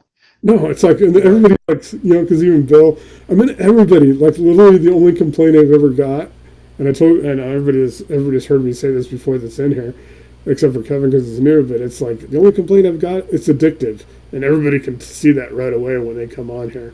So look at it already. Look at the data you're getting. You're getting March Yeah. in Nevada. You're getting the net number. You're getting the current number. FHA fixed. Higher debt load means thinner margin unless ARV is strong. Then you can click on it and you can go back to the NAD. You got West Florida Avenue in Lakewood. You got Westminster. You got so it's telling you. So this would be a lot with a buy box, more detailed buy box. This might take 84, 85, or 100 and pare them down. So when they're talking about 1,000, I mean, it's ridiculous what they could probably be pulling in Atlanta. Let me. Does it have an owner's name in that data, or is that just Yeah, property? you'll get it once you go on those click on. Yeah, I mean, if you drill down one level further, yes, but And the on way I that, do the prompt chains and all this stuff now is it'll do a lot of that for you. I keep every week we're able to eliminate just a little bit more work. Most of your detailed data entry type work is going to be done in the first should be done in the first 30 days. 7 days is really what we're saying with a plan. Do the market guide, the onboarding, all that stuff. Then really just start doing the little narrowing it down because once you have your project set up and you know what you're doing, you got your distress intelligence prompt, you got your skip tracing prompt, deal analysis. Once you start having those set up, man, then it's going to do all this work for you. yeah, Um, yeah. can you repeat this with? I'm going to check real quick. DeKalb, because I know Don's working DeKalb, Georgia, and so is for different reasons than Eric and Lulu and Eric and Michael. With that, and see, they also and some states are different. Georgia's actually a little bit different than Colorado, obviously. So I'm going to check DeKalb. Oh, I just want to see if it can tell me how many filings in these last 10 days are in DeKalb. So, like I said, when Curtis will notice with the thinking mode versus pro mode, it does take a little bit more time.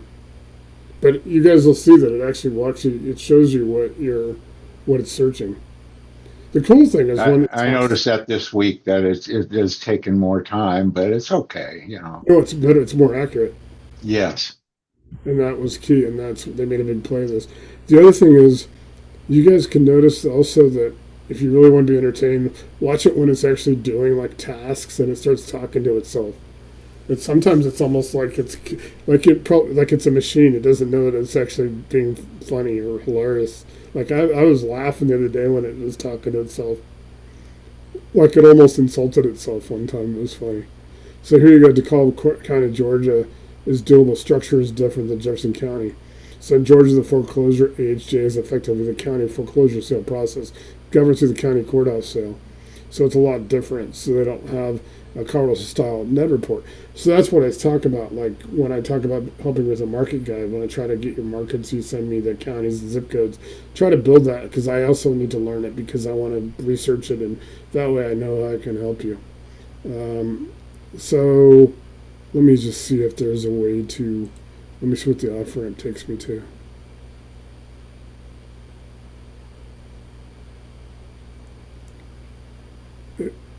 So obviously the marshal's office. I'm just seeing. I've never been on this one, so but I know they're working. I know Don's working this. So I don't know exactly where to go to on this. That's what I do. The market guide. I'd actually to look around real quick and try to build it for you this way. So let me search foreclosures. Let's see if it'll let me search. But you guys also can say that it's what's it doing there? Let me search. So you have to put a record number. There may be a search thing. Like I said, if you guys are using DeKalb, Georgia, I'd just go back and I'd research it and do your guys' market guide off of that. But I'm sure, obviously, DeKalb, Georgia is going to have a lot more foreclosures than let's see, is there a way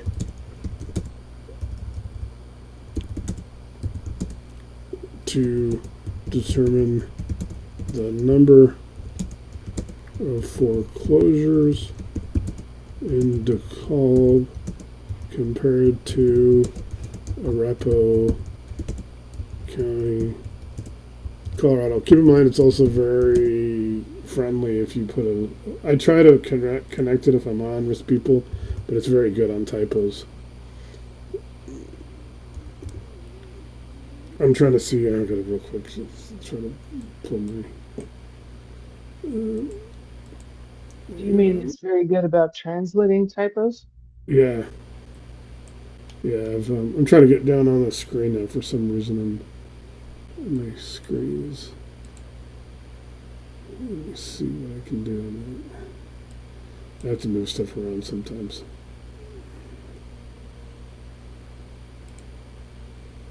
I gotta stop sharing that.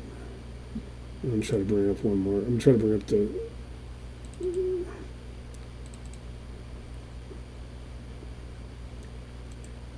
Yeah, for some reason I'm not able, like it's word on my screen. It looks right now, maximize. There we go. So the more that you have that left margin filled up with projects and extra GPTs and stuff, does that make the system run slower? No. Keep in mind, I'm also in developer mode. I have a pro plan compared to like a plus plan that you guys all have. So it does give me some extra space, but I've also keep in mind I was also doing this when I built it. I was using chat. So Curtis can tell you. I was like, I didn't. Curtis, did you ever see a project on my screen when you first joined? No. No. I Not at learned. all. I learned. Fewer chats. Yeah, and it was going slow because chats will fill. They'll fill up with information. They'll slow down. They'll slow down to where it looks like there's a buffering. To the left of where I know where the chat model is, it would like literally like a thing and the screen would be blank and it'd be flashing like it was buffering on chats. It doesn't do that in projects. So I'm trying to get it to see if there's a number. Yeah, I'd have to go back and search. I was just trying to say that there's obviously got to be more population, obviously, than Arapahoe County, because keep in mind, El Paso County in Colorado is bigger than Arapahoe County. So you just got to say that there's 1,000 and they're working, because they're probably working 10, 12 cities on the East Coast, like Southeast. They're probably working some in Florida, some in Georgia, some in South and North Carolina. So that's probably why they got 1,000. Because it wouldn't be that hard to do if I did like Fort Collins down to Pueblo in Colorado, did Summit out to east to Lyman. I could probably pull 1,000 in a month with all those counties. So yeah, like I said, so Tanya, I'll get back to that. I'll set up my other one next week, and I'll show that to everybody how to do projects, how to set that up, because I haven't done that, and I want to set that up so everybody can see what the recommended, and everybody can do it, because I don't think two people in this chat aren't going to have the same buy box, the same system. Right. Yeah. It's going to be completely different. I'm going to show you guys one more thing. I'm going to try to see if I can pull up. Just while you're bringing that up, Tanya, one more thing about my getting leads is I was on the verge of doing that, and pretty much what Nate is saying, to bring them in, like doing a big PDF and dump it in there, but developed a different pathway that the RCIC intelligence suggested that I start with Airtable. So I've skipped the manual step, and I'm developing an Airtable, and it produced a schema for the Airtable, which is very precise, and it will be able to bring in those leads and format them and basically reconcile them to my buy box. And I kind of went to a different way, but I went on the recommendation of about 2 weeks of mud wrestling with my system, and it won out. I didn't really want to do that, but in the long run, it suggested it strongly that it would, in the long run, save me a lot of time and building. So that's what I'm in the process of doing, is figuring out Airtable at this time.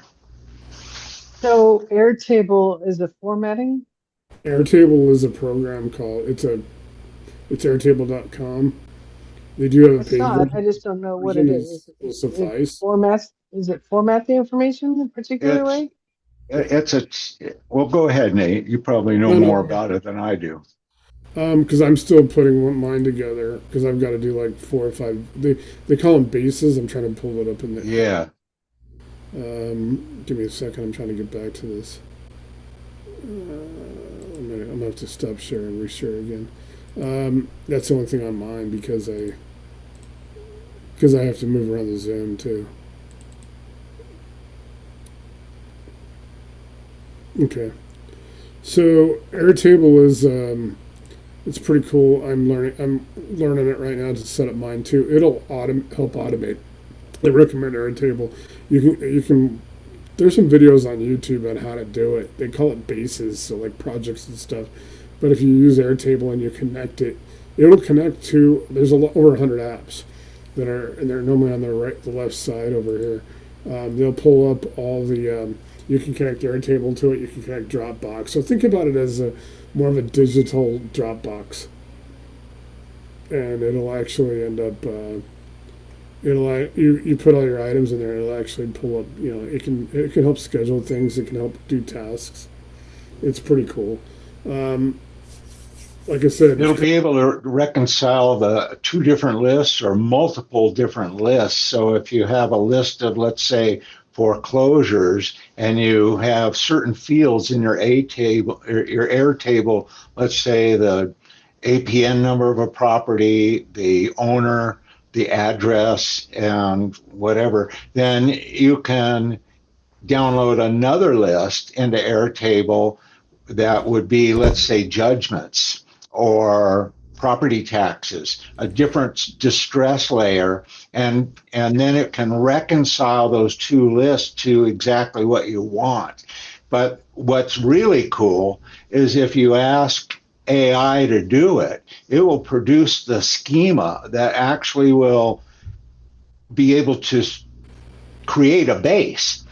So you don't even have to have a base. It's part of the Airtable, like Nate was saying. That's what it's created on bases. But the base needs fields, and it will produce the exact fields that it needs in Airtable, so you can seamlessly download those lists into it, and then do a reconciling process. And that's probably the agents can do that. Or so this whole thing tonight, I think, just open up even more capabilities that can be included in the process.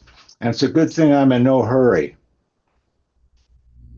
Yeah, I mean, yeah, no, it's great because it's like, I mean, compared to where you were, like, when last time we did our one-on-one, Curtis, it's like, the thing about it is like, Airtable is just, it's hard to explain it, but it's like think about it like Dropbox. It's like it's a real AI kind of. I mean, it really can help you, and it recommends it. There's also like Zapier and Make. There's some ways to automate it in the middle, but Airtable is good. Like I don't think anybody will need the paid version.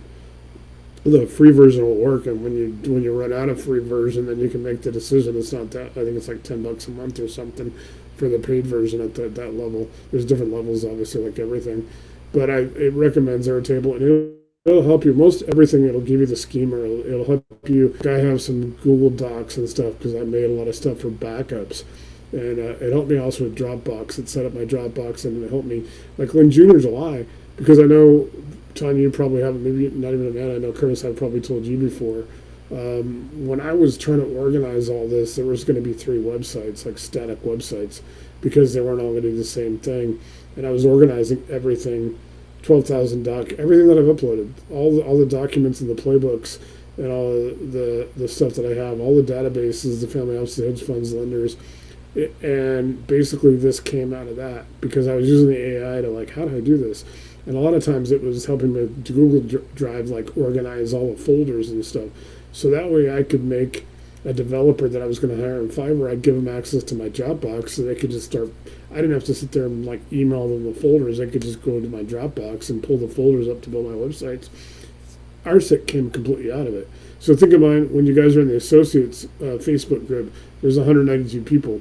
Of that, probably around 150 to 160 people roughly started coming to that group in 2020 during the lockdown. 13 people, 9 are still in there of the original 13 that joined. So all those people came along. At different points, we grew. We pulled in some lenders in 2023, maybe 10 or 12. They're actually in the group as people, lenders, and there's like life-changing lending came in there. It kept evolving. Now, obviously the biggest evolution is when all this AI came out. And I was on the free version of GPT for about a year. There was a part of it I wasn't liking at first. All of a sudden it clicked, and then it clicked again, and then I got the paid version because I knew that I needed that to actually do those websites. But they were going to be static websites, meaning that I was just going to have the website built. In order to change things, I was going to have an IT person, because there's some things I can't do on there. This is incredible. This is unlimited. I don't think there's anything that RCIC can't do. And what I'm trying to do now is get to the point where I get off of where I do like tonight, where I'm, and everybody's kind of on a different level because people come in different ways. I want to do more practical applications because I want to actually, and that's why I want to set up this laptop that I got, in October, and I got it, and it's a refurb, and I'm setting it up to be exactly, I want it to mimic what you guys have. So on Thursdays, I'm actually going to be like almost in your mode. I'm actually going to be out there deploying my agents because I'll have 40 there, and I won't have to worry about. The problem now I have to worry about is a lot of times the agents I'm deploying now are basically going out there and checking different things because I want to make before I can give you advice or I can tell you do this, I want to make sure it works. I don't want to give you something that's not going to work for you. And because we cross all asset classes, we class all strategies. I want to make sure that I test things. So the way that I'm going to be able to do this new computer is, like I said, I'm going to be able to mimic exactly what we're doing. So I'm almost able to break it. I'd rather break something so I can fix it, and that's why I tell you guys, get a hold of me in the mornings. I mean, it's like, things like that, because I can fix things at that time. In the afternoon, I'm obviously not, I'm mobile in the morning. I don't have my Zoom camera, my camera. In the afternoon, I can do one-on-ones and stuff. And then it's pretty cool. I mean, like I said, it's unlimited. But I didn't know about prop chains until a couple of days ago. Keep in mind, we did the surplus and overbids. I've been brokering private money for 8 years. If I'd known their surplus and overbid, and I could go make 10 to 30%, 40%, helping people recover the money that they're entitled to, or I'd go the other route and I help lieners, the second and third position lien holders, I would have been doing that years ago. I didn't even know that existed until September. So there's a lot of stuff that I'm learning, and it's like, but I'm trying to also make sure that I don't overwhelm all of you guys, because there's like, you guys see me when I'm posting during the day, and you guys see me, hey, Nate just posted something 15 minutes ago. He's posting, well, I'm working on, in my RCIC, I'm building, and then I post it because I'm trying to show you guys this is how nimble and agile it is. So Kevin, when you're on this, after you get your onboarding and stuff done, and like everybody else is doing, everybody's experiencing a different level of it. Probably in the first 7 days, all of a sudden, like a light bulb goes off in the AI. It's not yours, but it basically all of a sudden it's all firing on all cylinders, doing exactly what, probably exceeding your expectation, because that's the experience I'm getting from everybody. Me I too. sit there unbiased, but yeah, Yeah, it's right now. It's we're at a point of negotiate. We're not even negotiating anymore. It is suggested strongly that we use projects for certain things, but custom GPTs are really going to be the driver, and it's kind of. I think they're going to be pretty simple to pull off. But I'm still working at it, and it just keeps broadening. But it's trying to look past having to do too many builds or rebuilds. It's looking at the long term. Let's do this as efficiently as possible to do what I want it to do. And it's creating an architecture that is utilizing chats, projects, custom GPTs, Airtable, and that's about as far as I've got. So it's I'm not quite ready to start importing leads yet, but I have done a couple of pilots, and it's been okay. So how far away are you from doing that? Well, I'm hoping by December 31st, 2026. I'm giving myself this year. Stop. no, I'm in no rush. Pretty far. No, it's pretty far. Everybody's like, because no, I'm just, I have a life as well, and unfortunately, a lot of it has not been pleasant lately. So I've been dealing with some other things. So I'm just taking it as it comes. That's I'm not 40 years old anymore and in need of putting a roof over my head. Otherwise, it'd be a whole different thing. But right now, I'm building out something that I have experience in doing, and I'm looking forward to automating it to a great degree. So that's my project. Okay. Before we wrap up for the night, this is actually one of my Thursday reports, and I'll get tomorrow's, and I'll show you guys tomorrow's. This is last week's. So this gives me a report every Thursday. It's a automated market quick hit. Obviously, I've got my counties and zip codes. You guys can get the exact same thing. You guys are seeing the counties that I was talking about in Colorado, but it gets down to notable new filings and distress signals from official sources. And I got probate, NED and foreclosure. We got my FED evictions, unlawful detainers, overbid excess funds, and it's got official links. So the on ramp. So it gives you all those on ramps, so I can go to any of these counties. And I can automate it. I'm still like in manual mode, like I said, because I've only got 40 agents as well, and I'm trying to use all my agents to help you guys. So there's some things I could be doing that would automate this, and we're going to go over those and give you those so you can automate yours where I don't, because I don't want to burn up all my agents, help, doing my own. I want to help. I want to use my agents to help you guys. So it also. What did you do to get that list up, Nate? I deployed an agent. I can show you guys the AI. I forget what it was, but it basically was going through and searching Jefferson and Arapahoe, because you know how I search those same counties almost every week Right. in our sessions. Well, it's also part of the predictive when it goes predictive, and it also helps me. Okay. So every week I get this report. There's another report that I didn't ask. Like 3 or 4 of the reports I didn't even ask for. It just started sending me reports based off the predictive intelligence, and that's what you build over like the first 30 days when you're doing recession, when it starts figuring out. Now some of it I asked for, so I did put in like 6,513 zip codes and 50 markets, but I also run an agent where I wanted to check. And you lived in Colorado, and so did Amanda. I put in every county from Fort Collins down to Pueblo to Summit County on the west and I put in a couple other ski like Route County and a few things, but I also put in all the way to west to Lyman, past Watkins, Bennett, and Arapahoe and Adams County. So I put on those, and that's where all these counties are. So basically, it's sending me these reports. This is Colorado. I've also got one nationally, but then it gives me this other quick hit. Now I get into it gives me the filing counts. So it tells me there was 10 new net filings in Jefferson County, in the key zip codes: Denver County, Arapahoe County, Douglas County, Boulder, El Paso, which is Colorado Springs. It gives me the noticeable new filings. It gives me the case number, the address, net recorded. So I can go into that search and I can pull these up, but I can automate it. What I'm trying to now show you guys is how to automate it, where I'm not going to do it because, like I said, I want to make sure I'm spending my agents helping you guys. But the cool thing is I'm able to get a lot of good information. It gives me the probate filings. Colorado's one good state because I can actually, for all the probate, I can actually go to the state's website and get them all.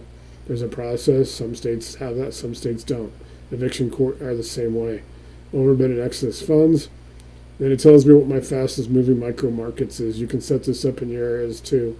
So it tells me what the 5 markets are, what the top 10 actionable opportunities are, and then it gives me a key takeaway. So that's one report. Like I said, I get 10 reports, and you can set up your reports. This only takes me like 10 of my 40 agents. The other agents are the ones that I can deploy. So like I could go down here and set an agent up, and use the ask anything. Go to agent mode, and I can say, hey, can you go check this county, these zip codes, and can you tell me what the foreclosures are and what the process for the foreclosure sales is, and it'll come back and tell me that. Or I could go search the whole area, but that's what you're able to do, and then you'll be able to use your prompt chain, your distress intelligence to process all this.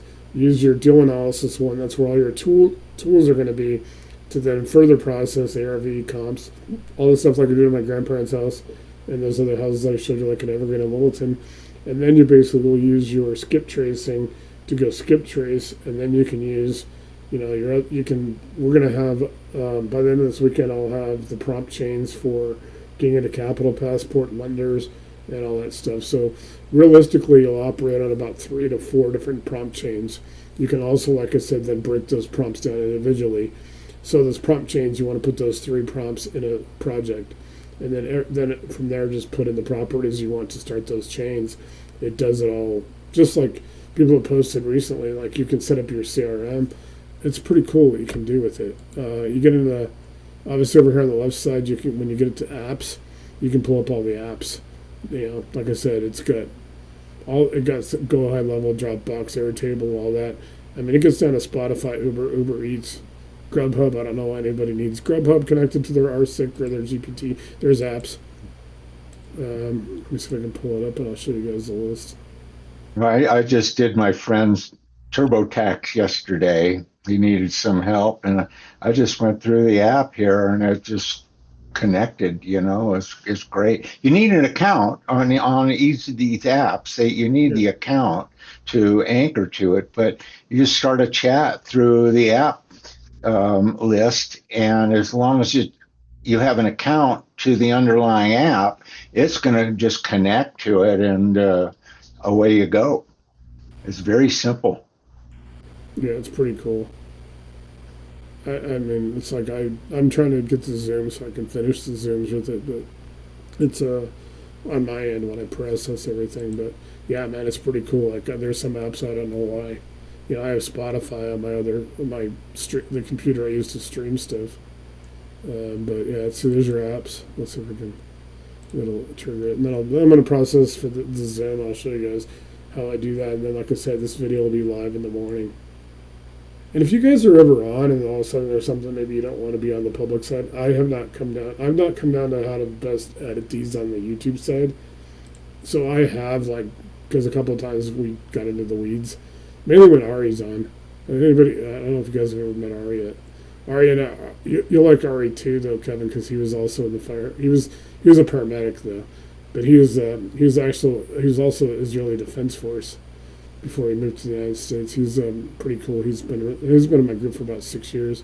He's a lender. If you guys ever really need, he brokers for some lenders that are actually from Israel, and they don't really. He basically handles all their stuff for them. There's our table. So that comes up first. This is the apps. So you guys can go. There's GitHub is where a lot of the open class stuff is, but I don't know what Clay is. But you can research it. Obviously, they got Adobe Acrobat. They've got a version of Photoshop where you can connect to the real Photoshop.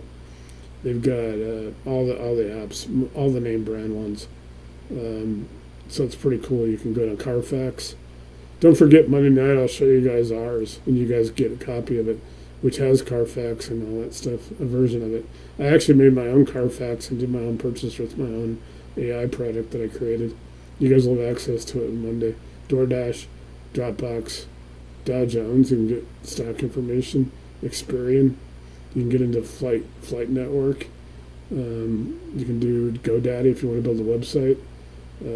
Google Calendar, Google Drive, Gusto, all that. Intuit, TurboTax, Instacart, all that. So you can connect to all those apps, and you can mess that up pretty. It's pretty cool. I like it.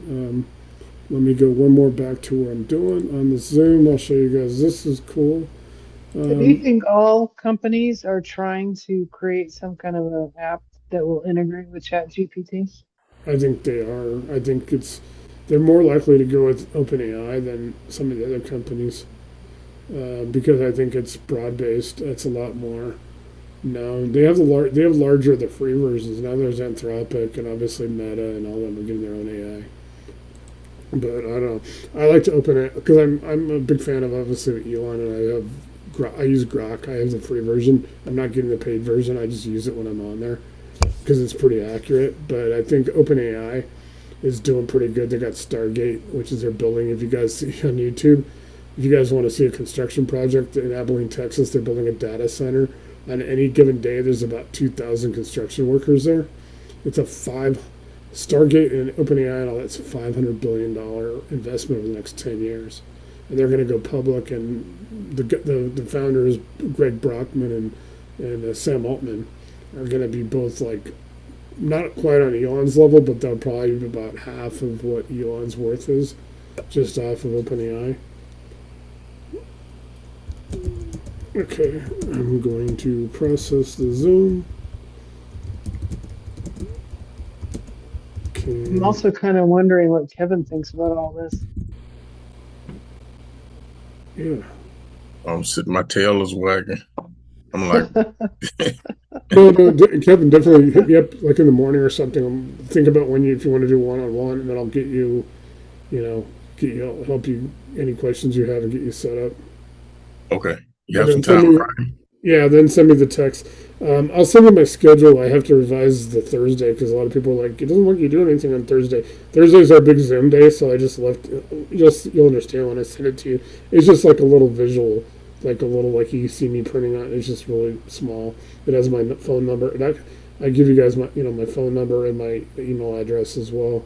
It's like my 7-day schedule of what I'm doing on those days, and most of the time I'm readily available between about 8 o'clock my time in the morning and noon. Then I get home and I do some stuff, and then about 1 o'clock I'm usually on my laptop, so I can do it. I don't have my camera with me in the morning, so I can't do one-on-one Zooms and stuff. I can do those in the afternoon. And then we'll be adding Monday nights for the AI for real life, and all of you guys will get that GPT, and for that one is 3,500. Things you can do with AI for real life, like buy a car. You can use it for Carfax. You can use it to fix a car. Education. I put out that list earlier. You guys can see it, so I don't have to go through it. 35 categories of 100 items. And I've been working on that for 6 or 7 months. I finally had to get a name that wasn't taken by somebody else. It's pretty cool. And then if you tell anybody, because you guys got access to it, but anybody, you guys see where a lot of my posts, it has the follow me. So like 99 cents a month. So you guys, there's 2 Facebook groups also, and I'll get you guys in there if you want them. It's just for that. It doesn't have any real estate. But if you tell people they follow me for that, I'll give them that same app. I'll give them that GPT as well if they follow me for that 99 cents a month. But like I said, you guys have access to it. You guys have anything I build ever, you guys get no matter what. So don't, you know. Everybody have a good evening. I'm going to sign off till we meet again. Yeah, tomorrow night. Okay, sounds Have a good. good one, What's Curtis. called? Yeah, you That's too. what's called the flip side. Take care. Oh yeah, here's Right, another thing right. to remind you guys. It will do like what I'm doing now. It's going to generate my YouTube, all my stuff from my YouTube video that I'm going to make off of the Zoom. It'll make thumbnails and everything, just like you guys see me process. Keep in mind that it'll do YouTube, it'll do Instagram, X, it'll do, if you want to write for Patreon, if you want to write for Medium, Substack, it'll help you format it all. Another thing is, and I think I sent it to some guys, agentsgather.com has a free. It's a free. There's also some paid stuff, like if you really want to push listings, he has property listing services for $75 a month. I mean, $75 a year. It's unbelievable. And that's my friend Danny. He's in the group. He's a realtor in my town, and he started Agents Gather 3 or 4 years ago. I blog on there, so you see me, one of the regular writers on there. People can blog on there and stuff. It's a cool thing because there's enough free stuff there, and you can read all the blogs and all the real estate people there. And so you'll meet. I'm trying to get Danny to come on in a week or two. He just went over to EXP Realty he had his own, but. That's a cool website if you guys just want to check it out because you can get a free account there at agentsgather.com. So right now it's making everything for my YouTube video for this tonight. It's going to be a little bit slow. If you guys want to check out, that's fine. It's going to take a couple minutes for this to. And it's a little bit slower because it's in thinking mode. But you kind of learn how to do, and I'll teach you the quirks. So there's a few little things, but that I'd like to show people, just some little minor things, and they're trying to fix them.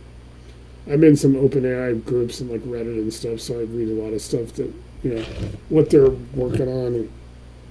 And some people complain because they like the Model 4, which is like 4 models ago, but because Model 4 was like a lot more social. So there's that little buffering thing I said. So it's coming up with this. There you go. Here's my YouTube package for tonight. So it'll create some titles. It'll show me some alternative titles. It'll come on a description. It'll do my tags. It'll make my everything for me for a YouTube video. So yeah, and then Tanya, if you want to do another one-on-one as well, let me know too, so I can try to walk you through some more stuff. Get to the next level. Because I think I'll let you take a crack at creating that. What do you call it? A market search, or what? I forget what you called it. Oh yeah, the market guide. Yeah, I got to do market guide. Yeah. Yeah, for do you want me to go out to Springfield? Because I can do Springfield and then I can go smaller. At least say you go out to that next largest. Because I think I did. Because I did a market one for. Anita Price lives in Springfield.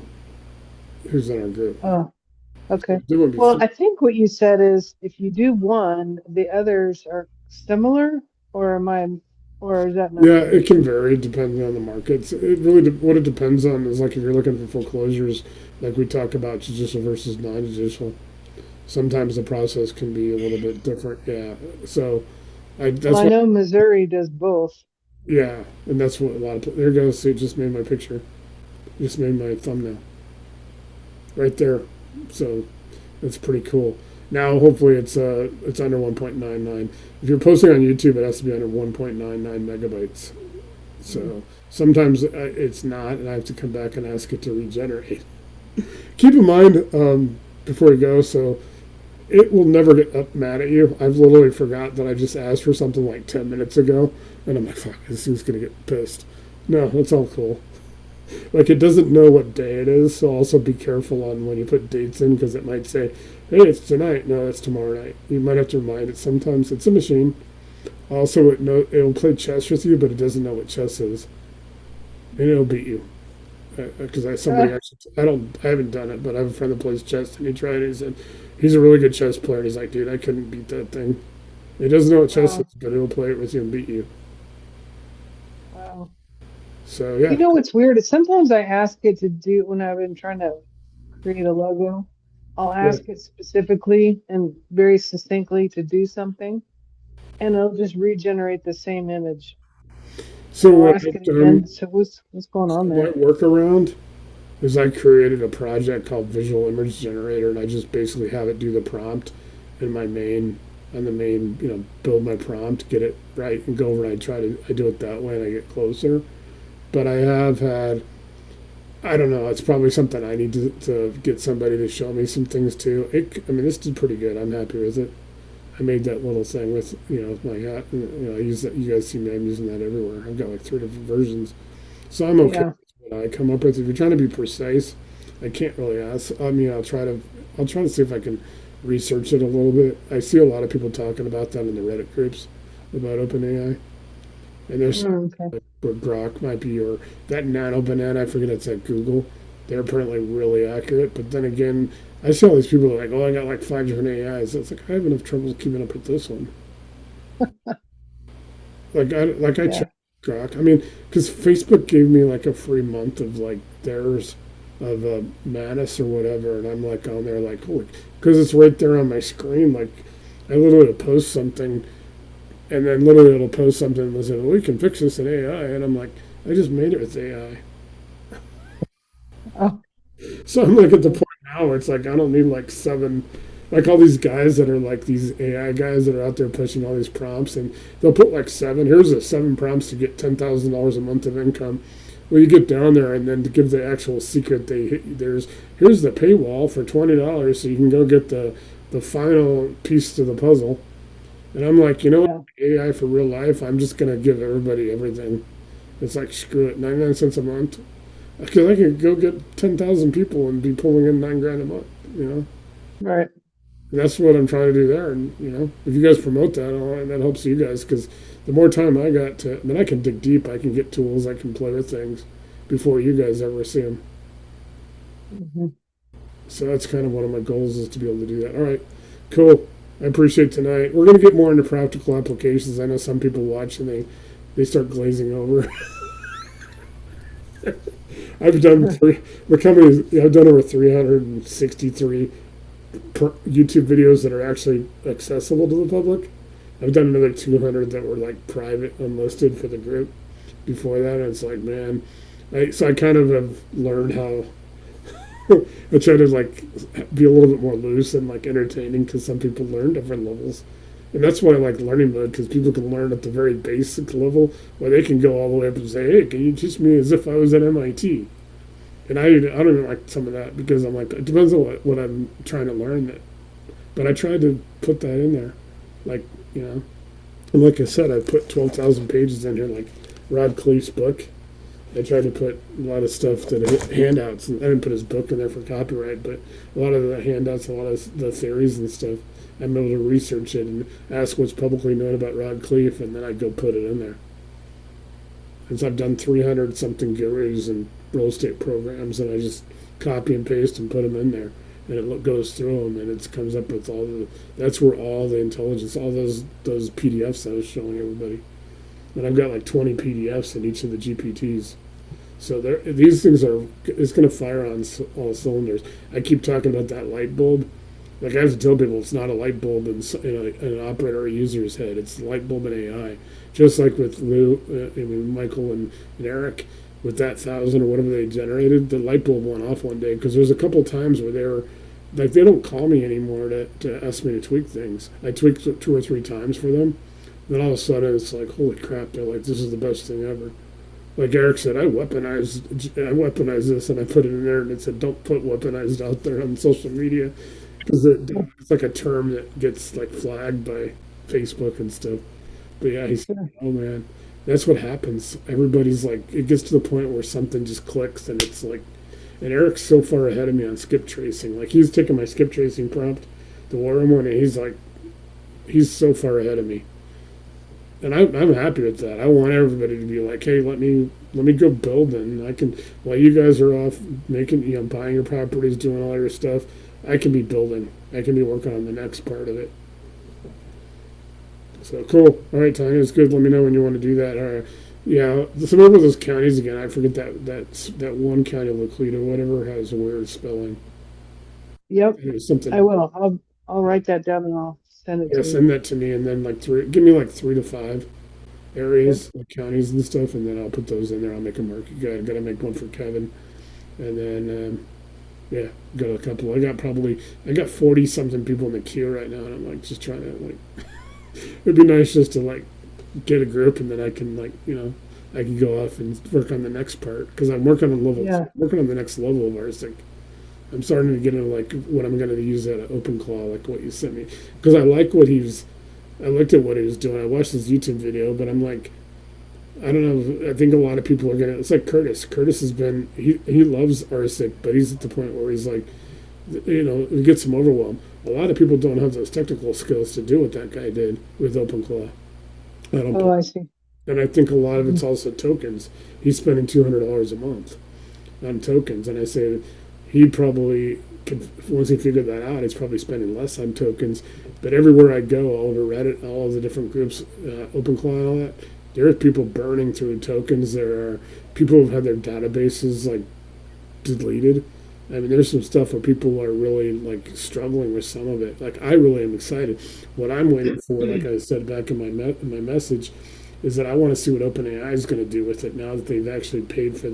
They gave $100 million signing bonus and $1 billion in stock options to the guy who created OpenClaw, and he's able to leave OpenClaw open. He actually got more money off from Facebook and from Elon and stuff, but they were going to have him close OpenClaw down. He wanted to leave it open. OpenAI is letting him keep it open. He's going into OpenAI to build and he's interacts with people on Twitter. Like I've sent him a few things and I asked him a couple questions. So I'm going to see what he does because he's supposed to be adding multi-agent. When we get multi-agent, it's going to do all that stuff that Ray, or whatever his name is, Rich, is doing. We can do all that now. It's just that level is just something that I don't think a lot of people in the group now are going to have the capability of doing, just on the skill set. Because there's some things in there to build that. So I don't know if he's trying to build that because he didn't say how he was marketing it. He just said, "Hey, want to watch my video?" Is he going to market that to someone? Is it going to be a finished product? Like here in RSIC, at least I feel it's finished enough people because there are some people that have got it and they've taken off and I don't, you know, we have over 100 people that use it, but we only have about 10 or 12 people that are on the Zooms. And I'm like, some people will actually get in there off using it for whatever they're using. It's just like the whole group in a general, 192 people. There's probably 100 people I stay in contact with, but they don't really interact with anymore because they're off. They're lenders. They're doing something. They're using the resources, but it's a pass. Some are passive and some are active. So I've kind of learned that since we started really in 2019 before COVID. So I kind of learned how this group works. But this AI group is really, we've got a lot of the same people on them now, which is good. So we build a core group around it, and we obviously, Well, yeah, I will like to set another one-on-one up with you so that I can understand some just foundational things like yeah, the Airtable thing. I don't know. I guess I'm gonna run into that same thing that Curtis ran into with yeah. Curtis is, Airtable. this is my opinion. Curtis has some few things that he's trying to do that were not something I had to go like tax liens and stuff because I don't, Mm, and that's what he's doing. okay. He also So I ran may into not. Okay. He also ran into, he's in Reno, I don't know exactly Reno, northern Nevada, like Lake Tahoe and all that. So Bill Danagelis is in Northern California. I tried to hook them up. Bill Curtis also likes some areas in Northern California. They ran into the situation where California has paywalls. They require people to Mm, pay. So they hit a wall there that I can't overcome. I can't get, and AL, yeah. So they had to kind of reset a little bit. Like I Curtis gotcha. is now going back into Nevada, which is pretty open, whereas Okay, Bill does a lot of stuff nationally, so he's able to make up for that. But they hit a I wall, gotcha. and I think that's why he kind of had to take a little step back. If it, And then his wife's got some health issues too. You know, this mm, Curtis is 76, I so see. so that's a little bit. No, and I love he's awesome because I mean I love Curtis. He's awesome, but yeah, everybody has a different you know Right, how everything's going for them, and that's what I'm right, cool about it. Like sometimes I've thought about should I do a bait like kind of Zoom that's like to the new people, and then one to the more advanced people, and I'm just like no because the advanced I want people to be able to do deals together and stuff like that. That's one of the good things about a group like this, is that people meet each other and they can start doing deals together right. and stuff like that. And that's one of the side things. That's one of the things I like. So I debate, but I've been doing this for 6 7 years. So I've had the same thoughts all the time. Like should I put this? Should I separate it? Sometimes when I do that, I try to be that separated. It ends up not backfiring, but like I try to set up one that would start earlier, like 4 o'clock my time, so the people in New York would be 6 o'clock instead of 7 o'clock. And I did this the next night. I did later, so people in West Coast, and that didn't work. People were coming on. It was the same people were coming on, so I was like, I'm not gonna. Then I gotta like always have to worry about, hey, when's the Zoom? I was like, I just keep the Zoom consistent, so everybody's used to it. It's just stuff Yeah, I've learned over all the time I've done this. I've been doing the Zoom since 2022, but we've had the group since 2019, 2020. So it's like a lot of people were doing this with me before that we had what is just the Facebook group, and it was a lot different. We do Zooms once in a while, not like now. We do them like before that, and then I started doing more of these kind of things. So it's been an evolution.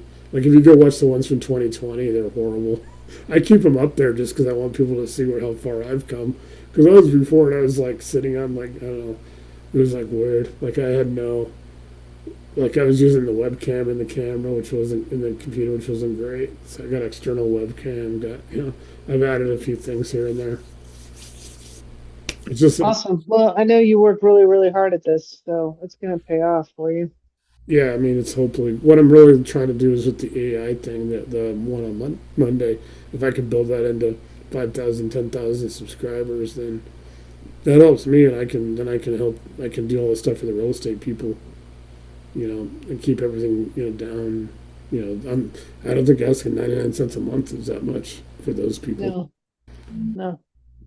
They can follow me and then they get that. Because once you guys see that on Monday, once I send out that link, the Bitly for that 3,005. I mean, I went and bought my car in October, and I made my own Carfax.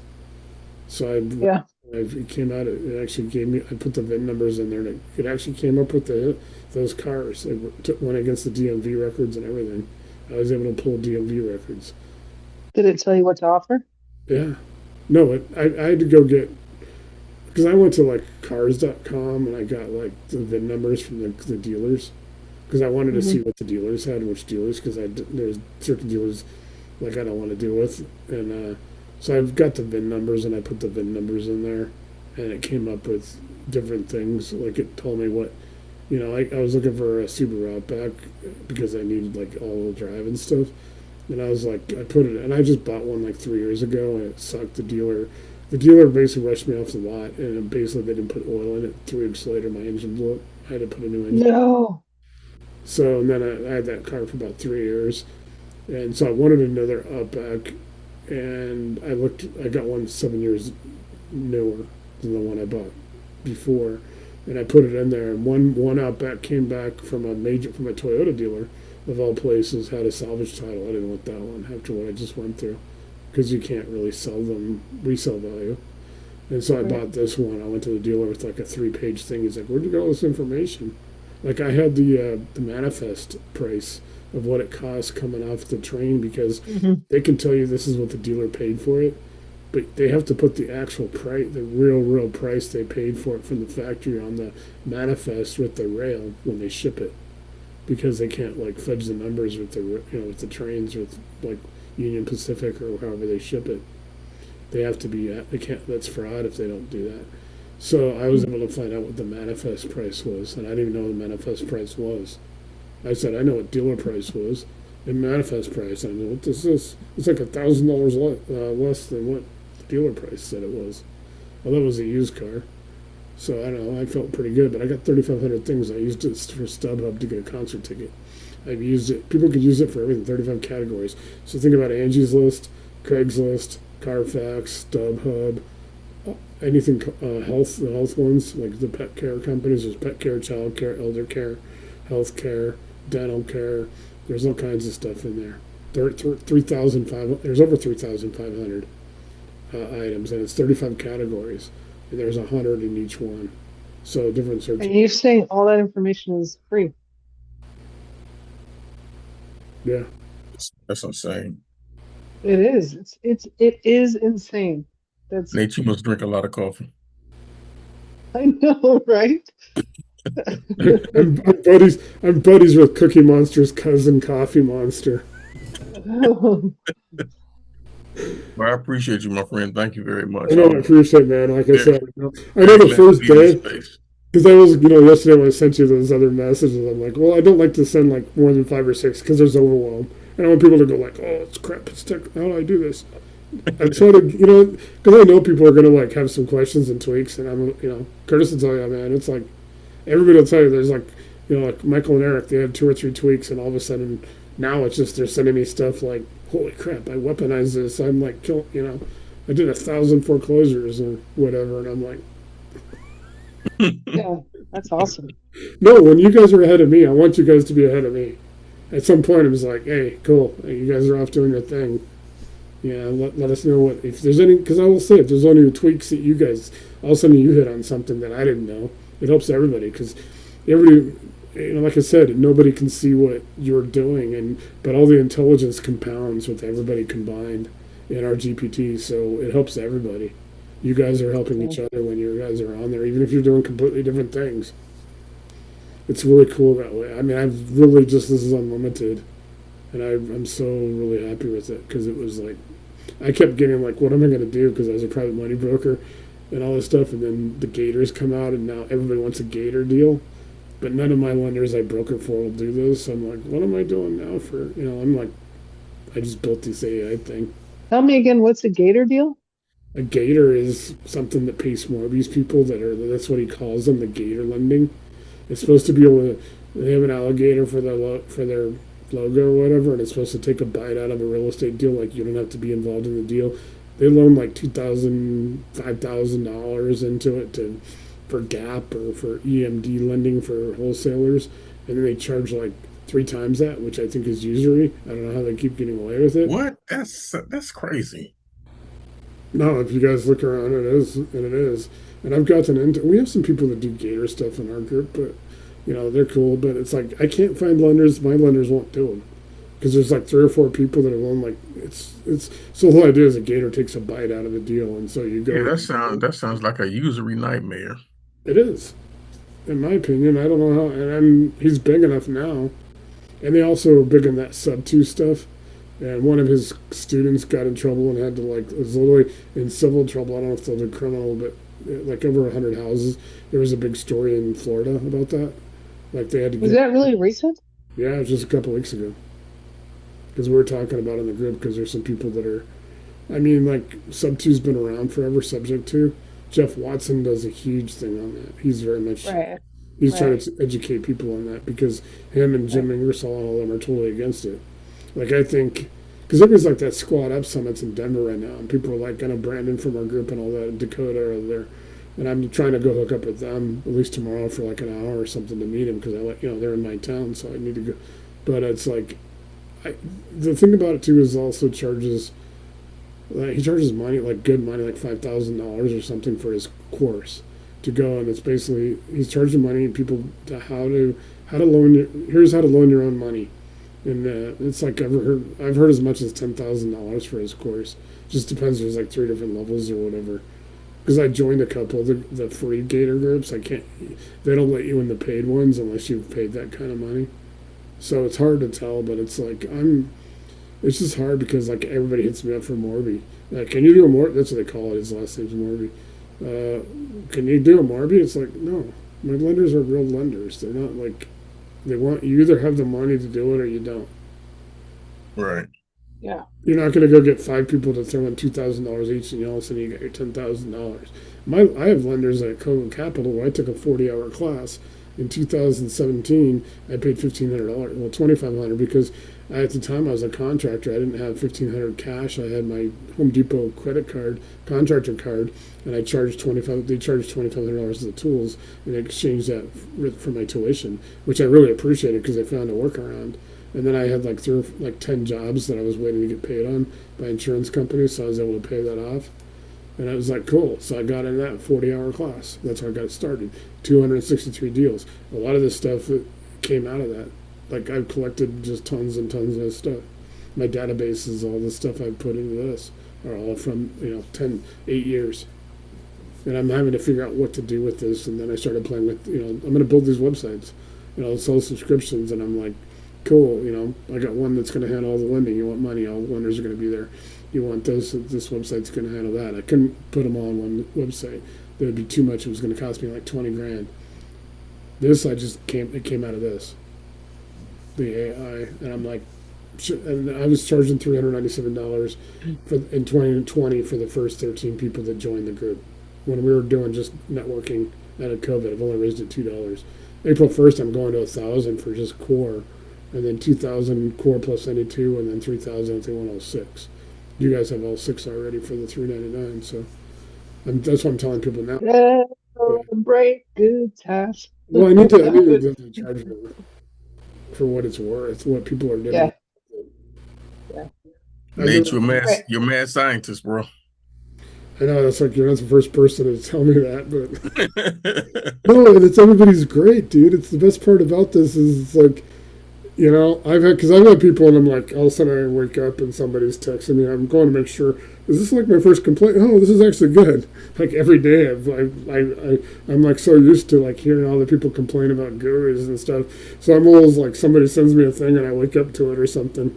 Because that's one of my complaints. People are like, I don't get up till 7. I have people that end up at like 5. That was the problem being a broker. People will be like, oh, I got to close it today. They text me at 4 o'clock in the morning. It's like, yeah, okay, that doesn't help. No, man. All right, I'm gonna peel off. I will see you guys. Yeah. Mañana. So both of you, let me know. I owe you both one-on-one. Let me know when you want to do it. Send me over I'll your reach out markets. Tomorrow. Yeah, send me your markets, and I will. Then we'll be fired up. We'll get you going. All right, Nate. Thank you. Okay, appreciate it. Thanks. Good to see you, Tony. Yeah, good to see you, Kevin. Good Bye. night.